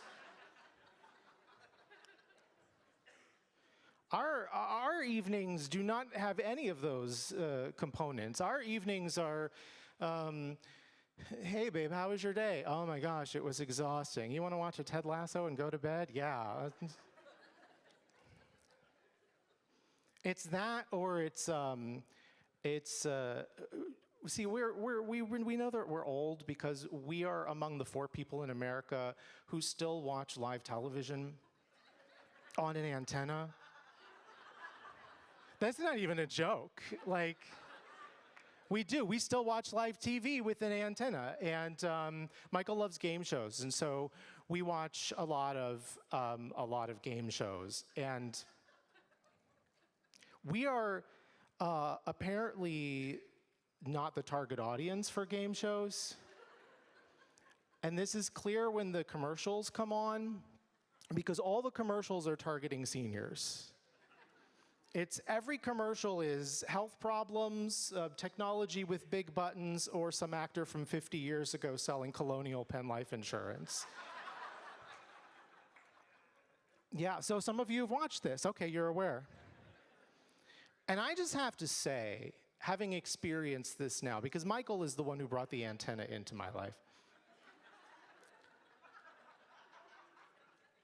we owe our nation's seniors a collective apology because some of these commercials are awful. They're condescending and cruel. I mean, it's like you're watching, we'll be right back to Wheel of Fortune after these messages, and then it's, you're on your way out. But how will your kids pay for your expenses?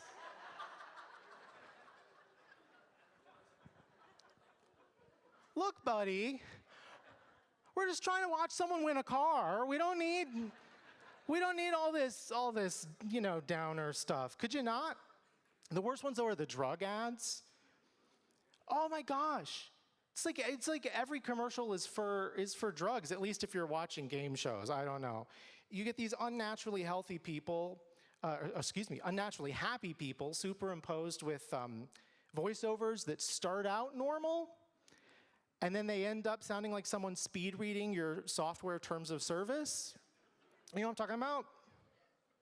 You're in your golden years, but life doesn't have to stop now. With geriatrics, you can keep enjoying life despite your shockingly advanced age. Geriatrics is not for people who are pregnant, may become pregnant, have health problems, or are susceptible to advertising or under the age of 115. People who are allergic to geriatrics should not take geriatrics. Do not take geriatrics. If you are allergic to geriatrics, think you may become allergic to geriatrics, or worry about the repercussions of becoming allergic to geriatrics. Do not coat geriatrics in chocolate syrup and feed it to a giraffe. In clinical trials, some people experience dry mouth, fatigue, retinal detachment, spontaneous combustion, TikTok addiction, inappropriate use of Gen Z slang, sudden death, and fates worse than death. Ask your doctor if geriatrics is right for you.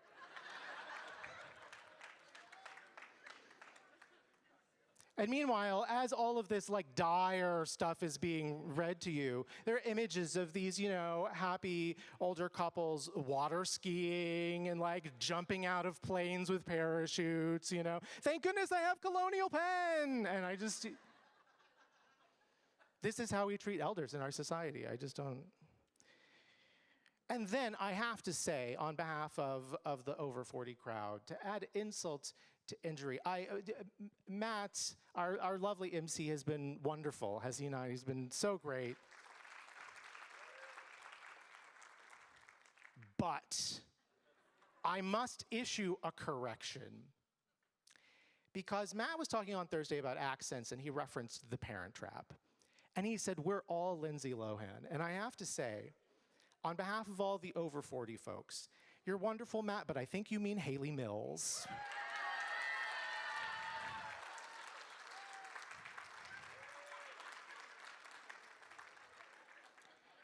The Parent Trap.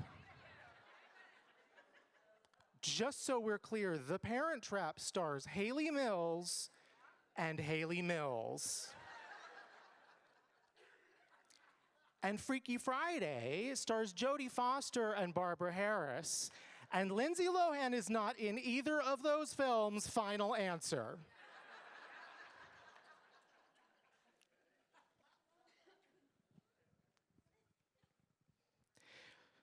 So, when I was a kid, I was a math nerd. And I had so many friends because everybody loves math nerds. I did math competitions like all the cool kids do, and there was this math competition called Math Counts that we did. Oh yeah, some people know Math Counts, all right. Y'all had lots of friends too, huh? Yeah, okay, yeah. So when I was in middle school, we did this math competition thing where it was, what every kid dreams of doing. You go into a room with a whole bunch of other math nerds and you spend the day taking tests. And then you find out who did the best, and then if you did really well, you get to go to the next round and take more tests. It's super exciting. So I did this, and I made it all the way up to the state level, which I was like really stoked about. I was excited. There were, not cheerleaders or people cheering, but I was excited. And so we made it. I made it with my team of folks from my middle school. We made it to the state championship, and we were competing to be able to be in the top 4 students who would then get to go on to the nationals. And so we had team rounds, but we also had individual rounds. We took all these tests. We spent the whole day doing all these math problems together and individually. And at the end, they announced the top 10 scores in the whole room. And I was in the top 10, and I was so excited. And I made it up to the final round where they took the top 10 students and they put us on a stage in front of an audience. And there were cameras, they brought in the press, there were lights, and it was terrible. Because if there's anything better than taking a math test, it's taking a math test in front of a huge audience. They did this round to get publicity, really.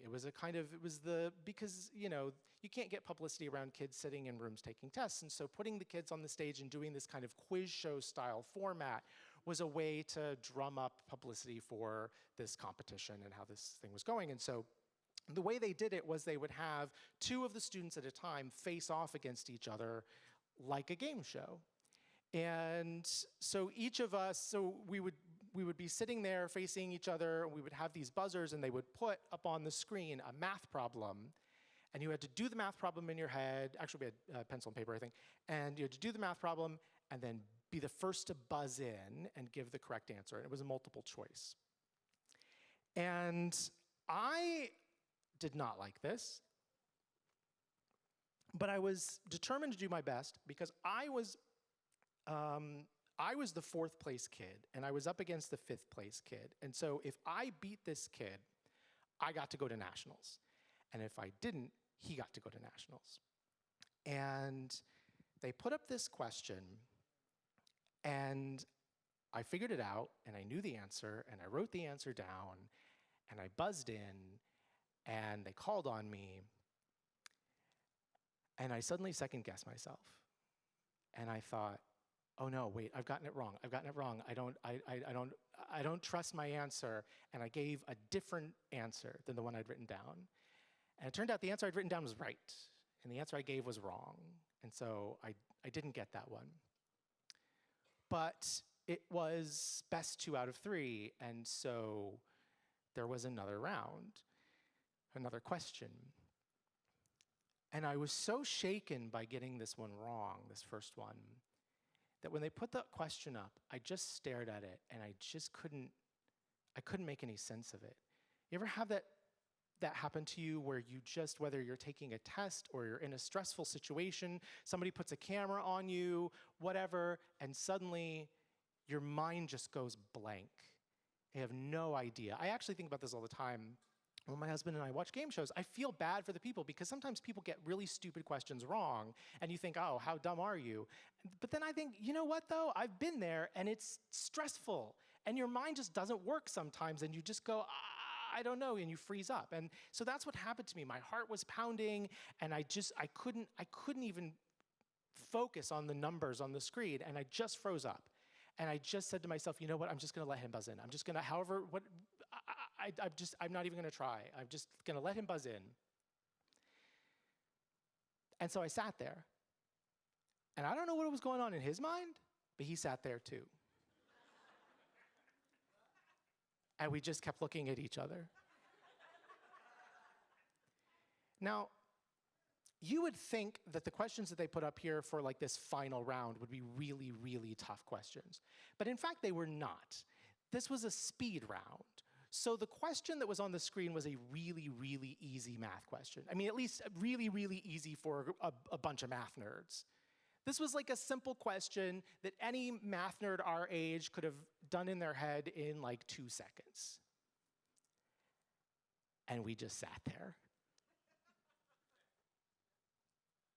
And I kept thinking, why isn't he buzzing in? He needs to buzz in. I can't do this. I don't know what the answer is. I can't do this. I'm just too overwhelmed. And I started hearing the whole audience murmuring because every kid out there had figured out the answer. And every parent and every reporter and everyone out there, they knew the answer. It was a really easy question. I just couldn't do it. And I sat there, and I sat there. And I feel like I sat there about 4.5 hours. It probably wasn't that, you know? It was probably a few seconds, but he did eventually buzz in, and he got it right. He went to nationals, and I didn't. That image has come back to me about 1 million times in my life because there is something that happens when you just feel overwhelmed and you feel incapable of taking another step. You feel incapable of making a decision, of figuring anything out, of moving. You just want to crawl into a hole. You just want everything to just leave you alone. And I have met so many people in recent years who are feeling that way about life and about the church. They're just overwhelmed, and they're tired, and they're traumatized, they're hurting, and they just don't even know. We've spent this conference talking about the Bible and talking about all of these like really important topics, and you know, in theology and how we do church and what it means to be a Christian and what it means to be an LGBTQ or affirming Christian. But there's so many folks, including maybe some of you, but certainly people you know, who just don't even know where to begin with any of that conversation because it all just feels so overwhelming to them. And it's not a matter of that this is too hard, it's just a matter of it feels too hard in the moment because of everything else going on emotionally.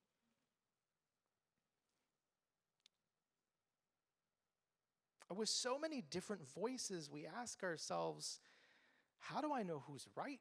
How do I know who to believe? How do I know what I believe?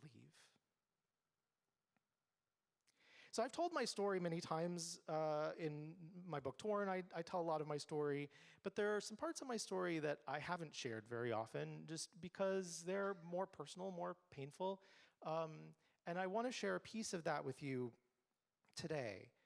So I grew up, I knew from an early age what it was to be different. I have alopecia areata, so I lost my hair for the first time when I was 4 years old. I got teased some in school. I don't want to oversell that because a lot of kids got teased in school, but I did experience that from an early age. But my dad had this wonderful, both my parents, but my dad in particular had this wonderful approach to difference and would say to me, you know what, everybody's different, everybody's got problems. Aren't you fortunate that the worst problem that you have in your life is that you've lost your hair? He'd say, there are a lot of kids that they're losing their hair because they're going through chemotherapy. Aren't you fortunate that you've just lost your hair? And I always thought, yeah, that's a wonderful attitude. That's a wonderful way to look at it. And he would say, plus, there are advantages to not having any hair. You don't have to wash your hair. You don't have to style your hair. You don't have to, And I would tell other kids that, you have to look at the bright side and look at the good things. And so I did that, but I learned early on that empathy was really important. I learned that people are different. I learned that people sometimes don't understand difference. And I wanted from an early age to be the kind of kid who cared for people, the kind of person who anybody knew could be their friend. And so my best friends were the outcasts of the school, which was pretty easy because I was on the math team. So that was an important part of my makeup and my childhood. But another thing that was really important and that really became the central thing that I built my whole life around is that from an early age, I had these building blocks for my Christian faith. So when I grew up in a very Christian family. Both my parents were committed Christians. I was raised in the church. My parents taught my siblings and me about Jesus from a very early age. I prayed to receive Christ when I was very young. I reaffirmed that commitment as a teenager. Many of you have heard me talk about the fact that by the time I was in high school, I had acquired the nickname God Boy for being the kid who would, always had tracts in his backpack. And anybody remember Evangelism Explosion? Anybody? Oh, okay. I have my little EE pen with the 2 question marks. You remember that one? Yeah. I was always ready to witness to folks, and a lot of that was because of my family. My parents instilled that love of God in me and the Christian values that we had from an early age. And so that was great. And then I had this wonderful church that I grew up in.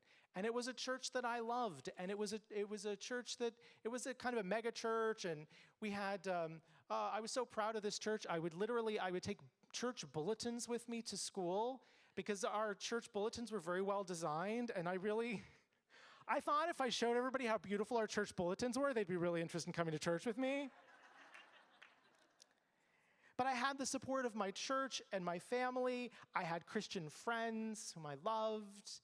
And I grew up at a time that there was really a very, very alive and well kind of evangelical Christian culture. You remember the Christian culture of the 80s and 90s and all the Christian t-shirts and those of you who have heard me speak before, you've heard me talk about this a little bit, but y'all remember all the Christian bookstores and, testaments. Maybe not the best representative of Christian culture, but mints with Bible verses on them because Jesus wants you to have fresh breath. Some of you have heard me joke about the Christian video games of the time. I'm not telling the story again because most of you have heard it, and if you haven't, it's in my book or on my YouTube channel. But Spiritual Warfare, this was a real game copying The Legend of Zelda that existed at the time. So there was a lot of this kind of Christian culture that I grew up in. And from these things, I learned about the Bible. My parents, my church, my Christian friends, my culture, they all reinforced to me that the Bible is essential for Christian doctrine. And so from the Bible, I learned Christian doctrine. And the most important of all the Christian doctrines was that we are saved by grace, through faith, by Jesus. And so this was me, standing on top of this kind of solid wall of faith. And this was the foundation that I built my life on. This was the foundation that I relied on. If I was teased at school, if kids called me God boy, to me, I thought, well, I'm willing to stand against the culture in a good Christian countercultural kind of way. But I don't think I fully appreciated how helpful it was to have the support undergirding all of this of my friends and my family and my church and this Christian culture. I wasn't really going it alone. I had that support. But I learned after I hit puberty and began to realize I was attracted to guys, and then spent years trying not to be attracted to guys, and then eventually had to admit to myself at 18 that I was gay, which I had always thought that gay people were sinners and people that they chose to be gay and all of this stuff. I began to realize that it was not so easy to be a Christian when you were gay. And I know many people who, when they made that realization, when they realized that it wasn't easy to be a Christian and be themselves, to be LGBTQ, or to be an ally, a friend or family member of someone LGBTQ, they walked away. Because this is an actual street sign in Nashville, since we're in Nashville.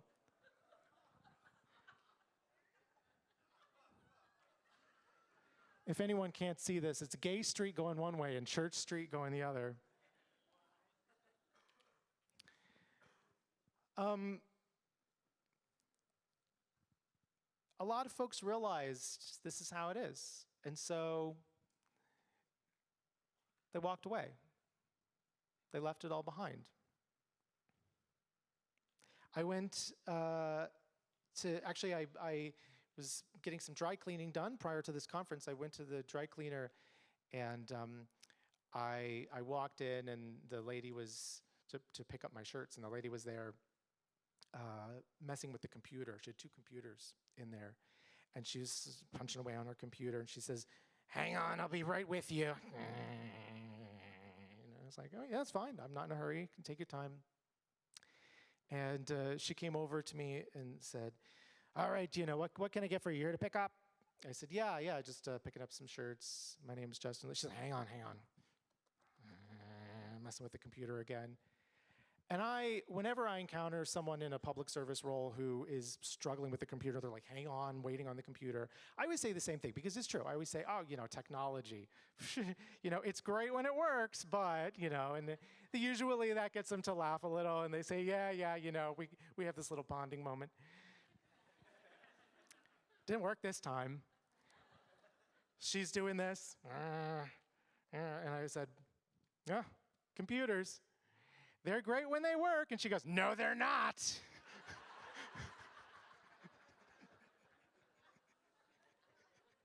She looks me dead in the eye and she goes, I hate them. I want to throw these out on the street and go back to paper.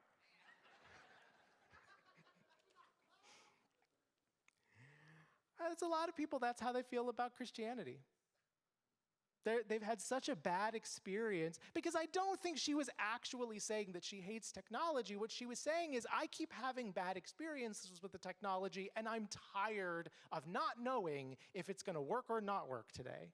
I am tired of not knowing how this technology is going to treat me. I just would rather go back to something dependable. And there are a lot of people I know that that's their opinion of Christians and Christianity. They go, I am just sick of not knowing how I'm going to be treated, how my loved ones are going to be treated. I'm just tired of dealing with it. And when they say negative things about Christians and about Christianity, what they're really criticizing is not actually Christianity. What they're criticizing is Christianity gone wrong. But that's, in their experience, what Christianity too often has been, how they've understood it. But that wasn't me, because I had this solid foundation. Except that when I came out, I very quickly discovered that people in my Christian culture did not have nice things to say about people like me. And they taught that people like me had chosen to feel what we felt, had chosen to be who we were. And I knew that wasn't true, but it also meant that I didn't know that I could trust them for anything else. And my Christian friends, who I had always counted on, suddenly became a lot more distant. I did a film some of you may have seen called Through My Eyes. I put out some years ago where I interviewed a bunch of folks about the experience of growing up gay and Christian. And one of my friends who's in the film said, before I came out, people would call me up and say, hey, let's go get lunch together. And then after I came out, my Christian friends would call me up and say, hey, I just really like to sit down and have lunch with you and go over a few Bible passages that I want to make sure that you've read. And he says, I just wanted to have lunch. And that was my experience too. I found I couldn't trust my Christian friends anymore. They distanced themselves or began to treat me like a project, and they wouldn't listen when I tried to explain what I was going through. And the people in my church started keeping their distance from me, and I stopped being asked to serve on various service teams, stopped being trusted with things, stopped being treated like a member in good standing. But at least I still had my family. And to my parents' credit, they always reinforced their love for me from the beginning. They did a wonderful job of that. But they believed, as I had believed for so many years, that gay people chose to be that way and that it was something that could change. And so even once they began to understand that I hadn't chosen it, they still really had a hard time accepting that maybe I was always going to be gay. And when I started to realize the ex-gay ministries weren't working, they weren't ready to give up on them. And so to them, when I said, I just don't think my feelings are going to change, maybe I'll have to be celibate for the rest of my life, but I don't think my feelings are ever going to change. For them, it sounded like I was walking away from God. And we started to argue more and more and more. And I thought, if I can't trust them to be right on this, how do I trust them to be right on any of the rest of it? And if I can't trust that foundation, what happens? What happens to any of it? If they weren't right about what it is to be gay, how do I know they're right about there being a God? And I know so many people who find themselves in this place. And it's just isolating, alienating, depressing. There are people in the church, people probably in this room, who are in this place and dare not say so because they're afraid. We get so afraid that if we talk about our doubts and our fears among Christians, that people will look at us in a negative light, that people will look at us and say, you're not doing something right if you have doubts. If you don't feel the presence of the Spirit in every moment, then there's something wrong with you. You're not trying hard enough. People get afraid of that, and so they don't bring their honest selves to church, or they just don't come to church. But I know so many people who want to connect. They want to know God. They want to stay in the faith, but they're just struggling. And I didn't lose my faith But I did have these periods of isolation where I began to resonate in a way I'd never imagined I would with some of the Psalms where David is just crying out to God. When I was a kid and I read those passages, I was like, why is that in the Bible? David, haven't you read the rest of the Bible? Don't you know? This and that. But I started to understand it because I started to experience it. It's hard when you just don't see God at work, because the folks who you saw God in let you down. And I found myself trying to find, like so many people do, a place to get plugged in to rebuild that foundation. And maybe some of you have experienced this, where you think, okay, I just need to find the right church, and if I can find the right church, the right group of believers, then I will have my home again, and all of this stuff will be okay. But you start ending up in this situation where it's like a multiple choice test. It's like a pop quiz, like one of these math problems all over again.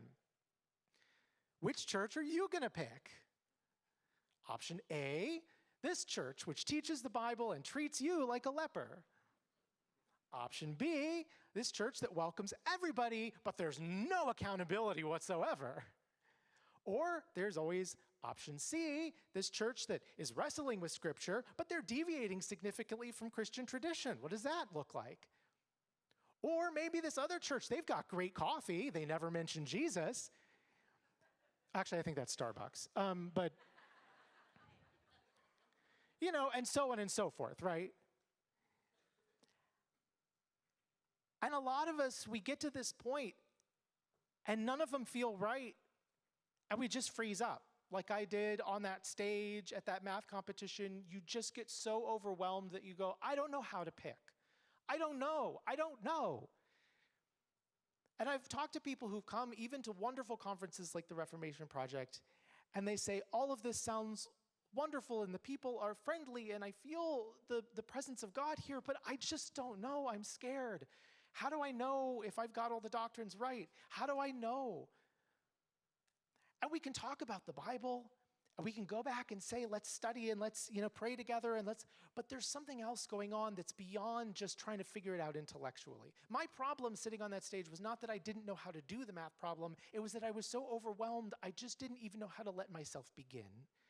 And there are people that's where they are. It's not, I think if someone really needs more scripture study, or they need prayer, they need support, by all means, give them that. But sometimes people are just frozen, and they're just scared. They're scared to move. And so what some people end up doing is what people often talk about is deconstructing their faith. And I have this kind of, I don't love the term deconstructing. And I always say, that the trouble with words like deconstructing is they can mean different things to different people. People often talk to me about, I've been asked to speak on deconstructing and reconstructing faith. And I say, well, really depends on what you mean by deconstructing. Because there are versions of deconstructing that are really not helpful. Like when I think about deconstructing, I think of the old sitcom trope where somebody takes something apart and then they put it back together again, and then they show up with like a bag of extra parts. They're like, I don't know why all these extra parts were in there. And then something bad's gonna happen, right? That coffee table is gonna fall at the least opportune time. The car is gonna break down. The TV's gonna explode with Lucy inside, So I see a lot of people do that when they talk about deconstructing their faith. What they mean is, I'm just going to pull all the pieces out and I'll put the pieces back in that make sense to me. But it's like, hang on a second. This thing has been put together. This faith has been put together for a long time. A lot of people, a lot smarter than any of us in this room, have spent a lot of time on this. Maybe we shouldn't be so quick to assume that any one of us knows all the pieces that need to be there and what don't, and this piece doesn't make sense to me, so I'll just throw it out. I worry about that when people talk about deconstructing. Now, another possible interpretation of deconstructing is like what a skilled jeweler might do with an antique watch, This kind of deconstructing, where they're taking it apart piece by piece carefully. They know what all these pieces are for. They're just taking apart to get inside so they can get the gunk out that never should have been there to begin with. Now, I think that's a helpful, if you want to talk about deconstructing, that's a helpful image. Get the gunk out that's not supposed to be there and then put everything back the way it was supposed to be all along so that it runs. Then you're not making it up as you're going along. It's like, oh, I know how this is supposed to work. It's just something has gotten in that's not supposed to be there, that never was supposed to be there. We need to take care of that. We need to clean it out. So that can be a helpful metaphor. But honestly, above all else, the thing that deconstructing makes me think of that's not a helpful metaphor is restaurants. Like fancy restaurants where they serve like a deconstructed hamburger. And I have to tell you, not that I eat at fancy restaurants, but I have to tell you, if you go to a restaurant and something on the menu is called deconstructed hamburger, you are not going to get a hamburger. You're going to get something that like evokes the idea of a hamburger, but it's not a hamburger. There was this blog post that went viral a few years ago about these folks who went to this like avant-garde Italian restaurant where they served a series of tiny courses. These teeny tiny courses, things like a piece of paper that was edible and foam that you sucked out of fake lips and all this stuff. And the person who wrote this blog said, after several hours, we were starving. And they posted this picture of what you might call a deconstructed hamburger. And it looked like this. It had been infused with meat molecules. Now that sounds like a fun experimental art project, but that is not someplace I'd go to get fed or nourished. I want more than meat molecules. As the over 40s in the crowd might remember, where's the beef, right? I've seen a lot of people's attempts at deconstructing their faith go this way, where they set out with really good intentions to try to reclaim what was good in a faith that they felt had failed them. But after sorting through the parts and picking the ones that still resonated with them and trying to reassemble them into something new, they wound up with something that was new and novel and trendy, but totally unfulfilling, lacking any real spiritual nourishment. They wound up with meat molecules. So I don't find the term deconstructing super helpful. I'm not saying it's wrong to use it. By all means, if it's been helpful for you in describing this process for you, I'm not saying, oh, bad Christian. I'm just saying, for me, it's not a super helpful metaphor. But here's what I prefer, is reordering. Because when I was in that place, in that falling, where are you, God, I have nothing to hold on to place, I was desperate for something to cling to rebuild.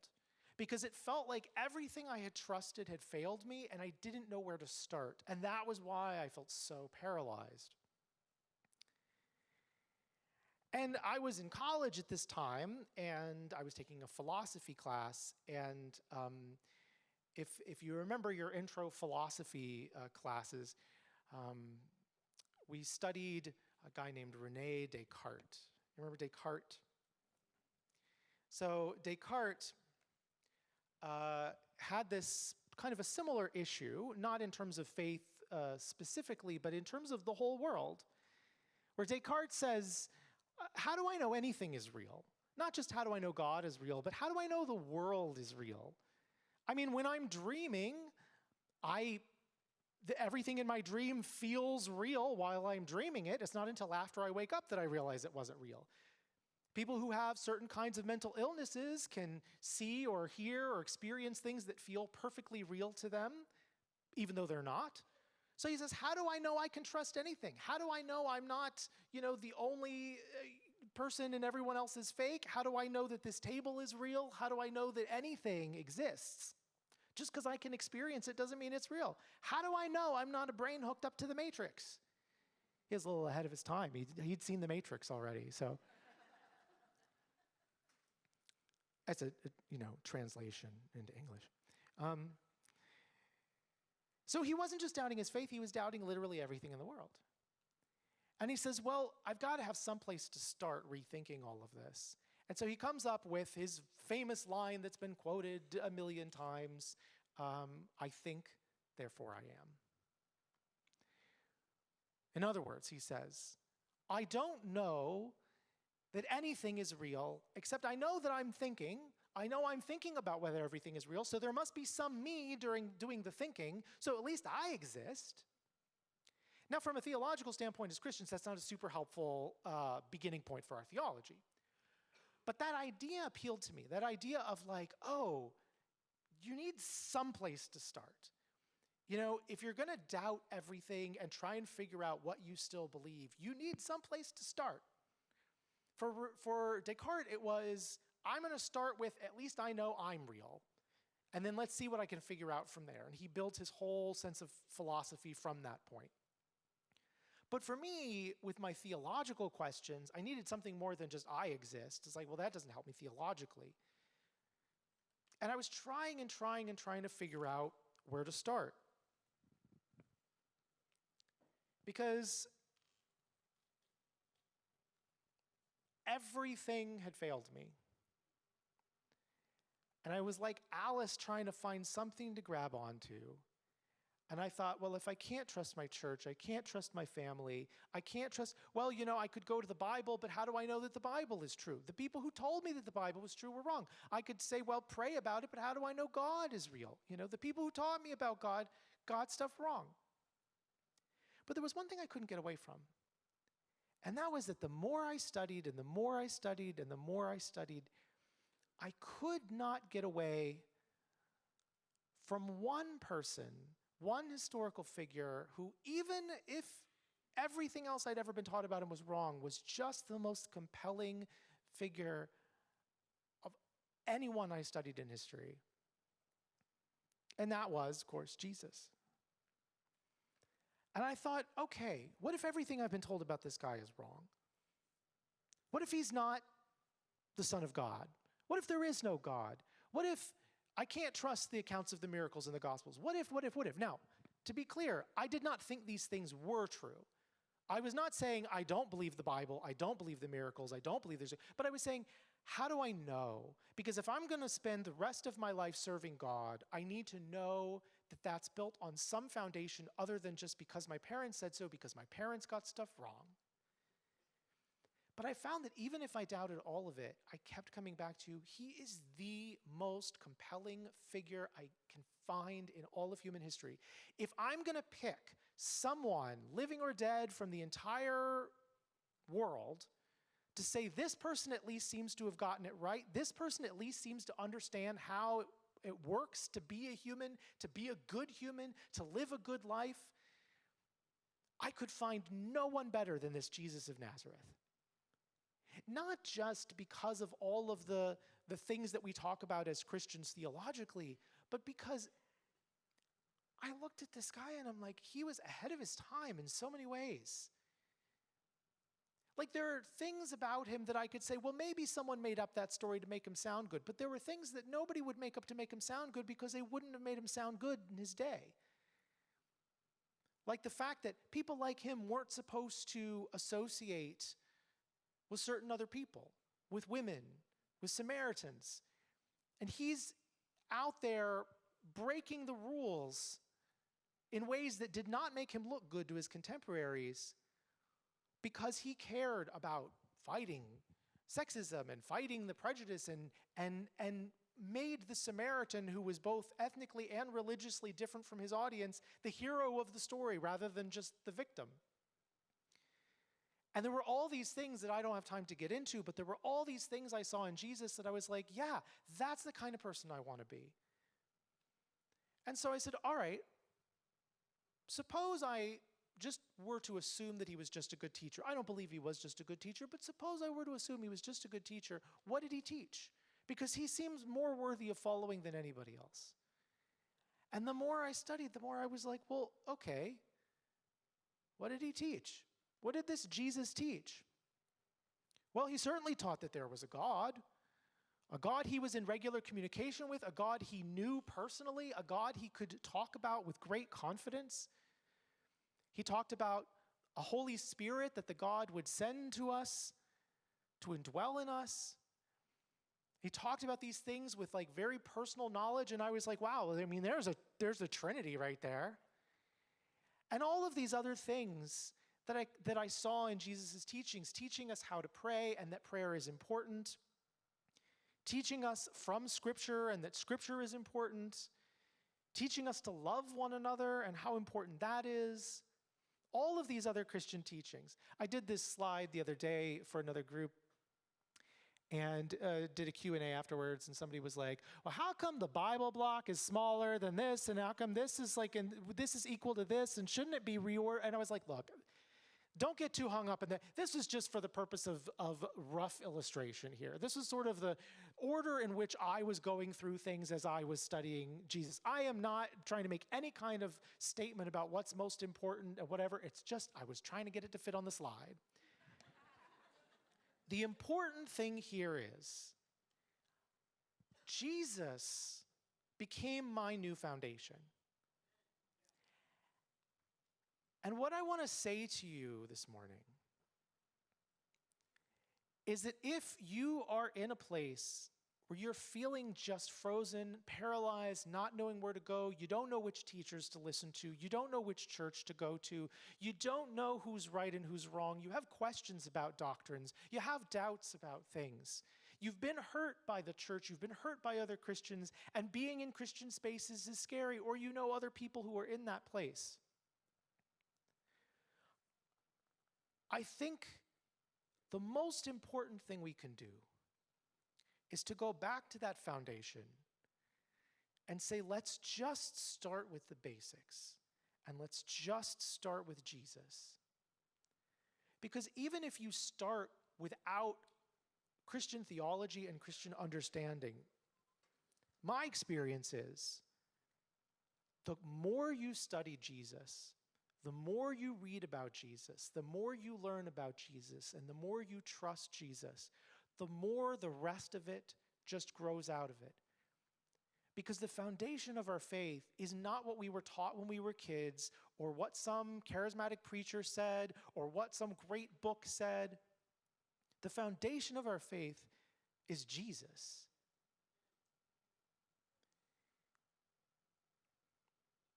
So, what's your foundation this morning?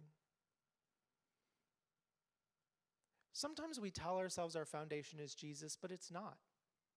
If you'd asked me when I was growing up, I would have said it was Jesus, but it was to a large extent all of these other people. And when those people fell away, I didn't know where to turn. But I think because so many of us in this room have been traumatized, we've been abandoned, we've been hurt, I think we may be in a better place than the majority of the church to really get back to the foundation of Jesus. But the thing is, those traumas, they stay with you. Those scars, they still come up. Michael and I were talking about this last night. You can be in a place like this and watch a film like we watched or hear a great speaker like we've heard and suddenly find stuff is coming up that you didn't even know was still there. And it can make you doubt yourself and it can make you think something's wrong with you, that you're not a good enough Christian, but that's not it. The reality is, recovering from trauma is a lifelong experience. But Jesus is not a doctrine. Jesus is a person. And what's so beautiful about having Jesus as your foundation is that when you feel unworthy, unsure, you don't know what to do, you can fall back onto that relationship. Because it's not about, do you have every doctrine right? It's about trusting Jesus the way you trust the most trusted person in your life to just embrace you. And just know that when you need to cry, when you have all kinds of questions, that person is going to be there. When you make mistakes, when you get it wrong, that person's going to be there. Jesus is more trustworthy than that person. So just lean on Jesus. Let him embrace you. Jesus said, "Come to me, all you who are weary and heavy laden, and I will give you rest." Not if you answer these math problems correctly and before the other person. Not if you've got every doctrine perfect. Not if you can get everyone around you to agree that you're doing it right. Not if you're free of doubts and anxieties. Not after you've worked through all your trauma. Just come to me, all you who are weary and heavy laden, and I will give you rest. It's okay to be overwhelmed. It's okay to not have all the answers. All you need is Jesus.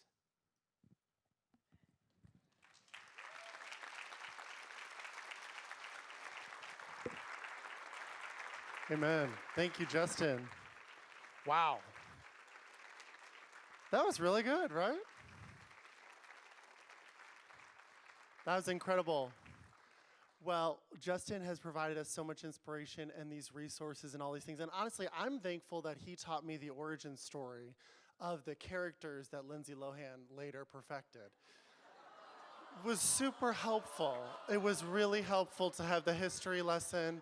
And I wanted to do something special for Justin, too, because he's done so much for me.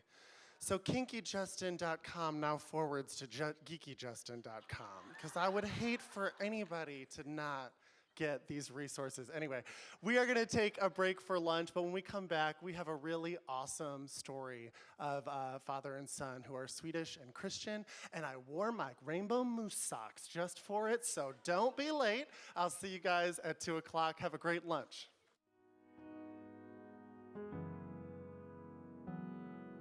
When I'm at my end, tears pouring down, and I can't see past what's in front of me now. When it's all too much for this heart to take, there's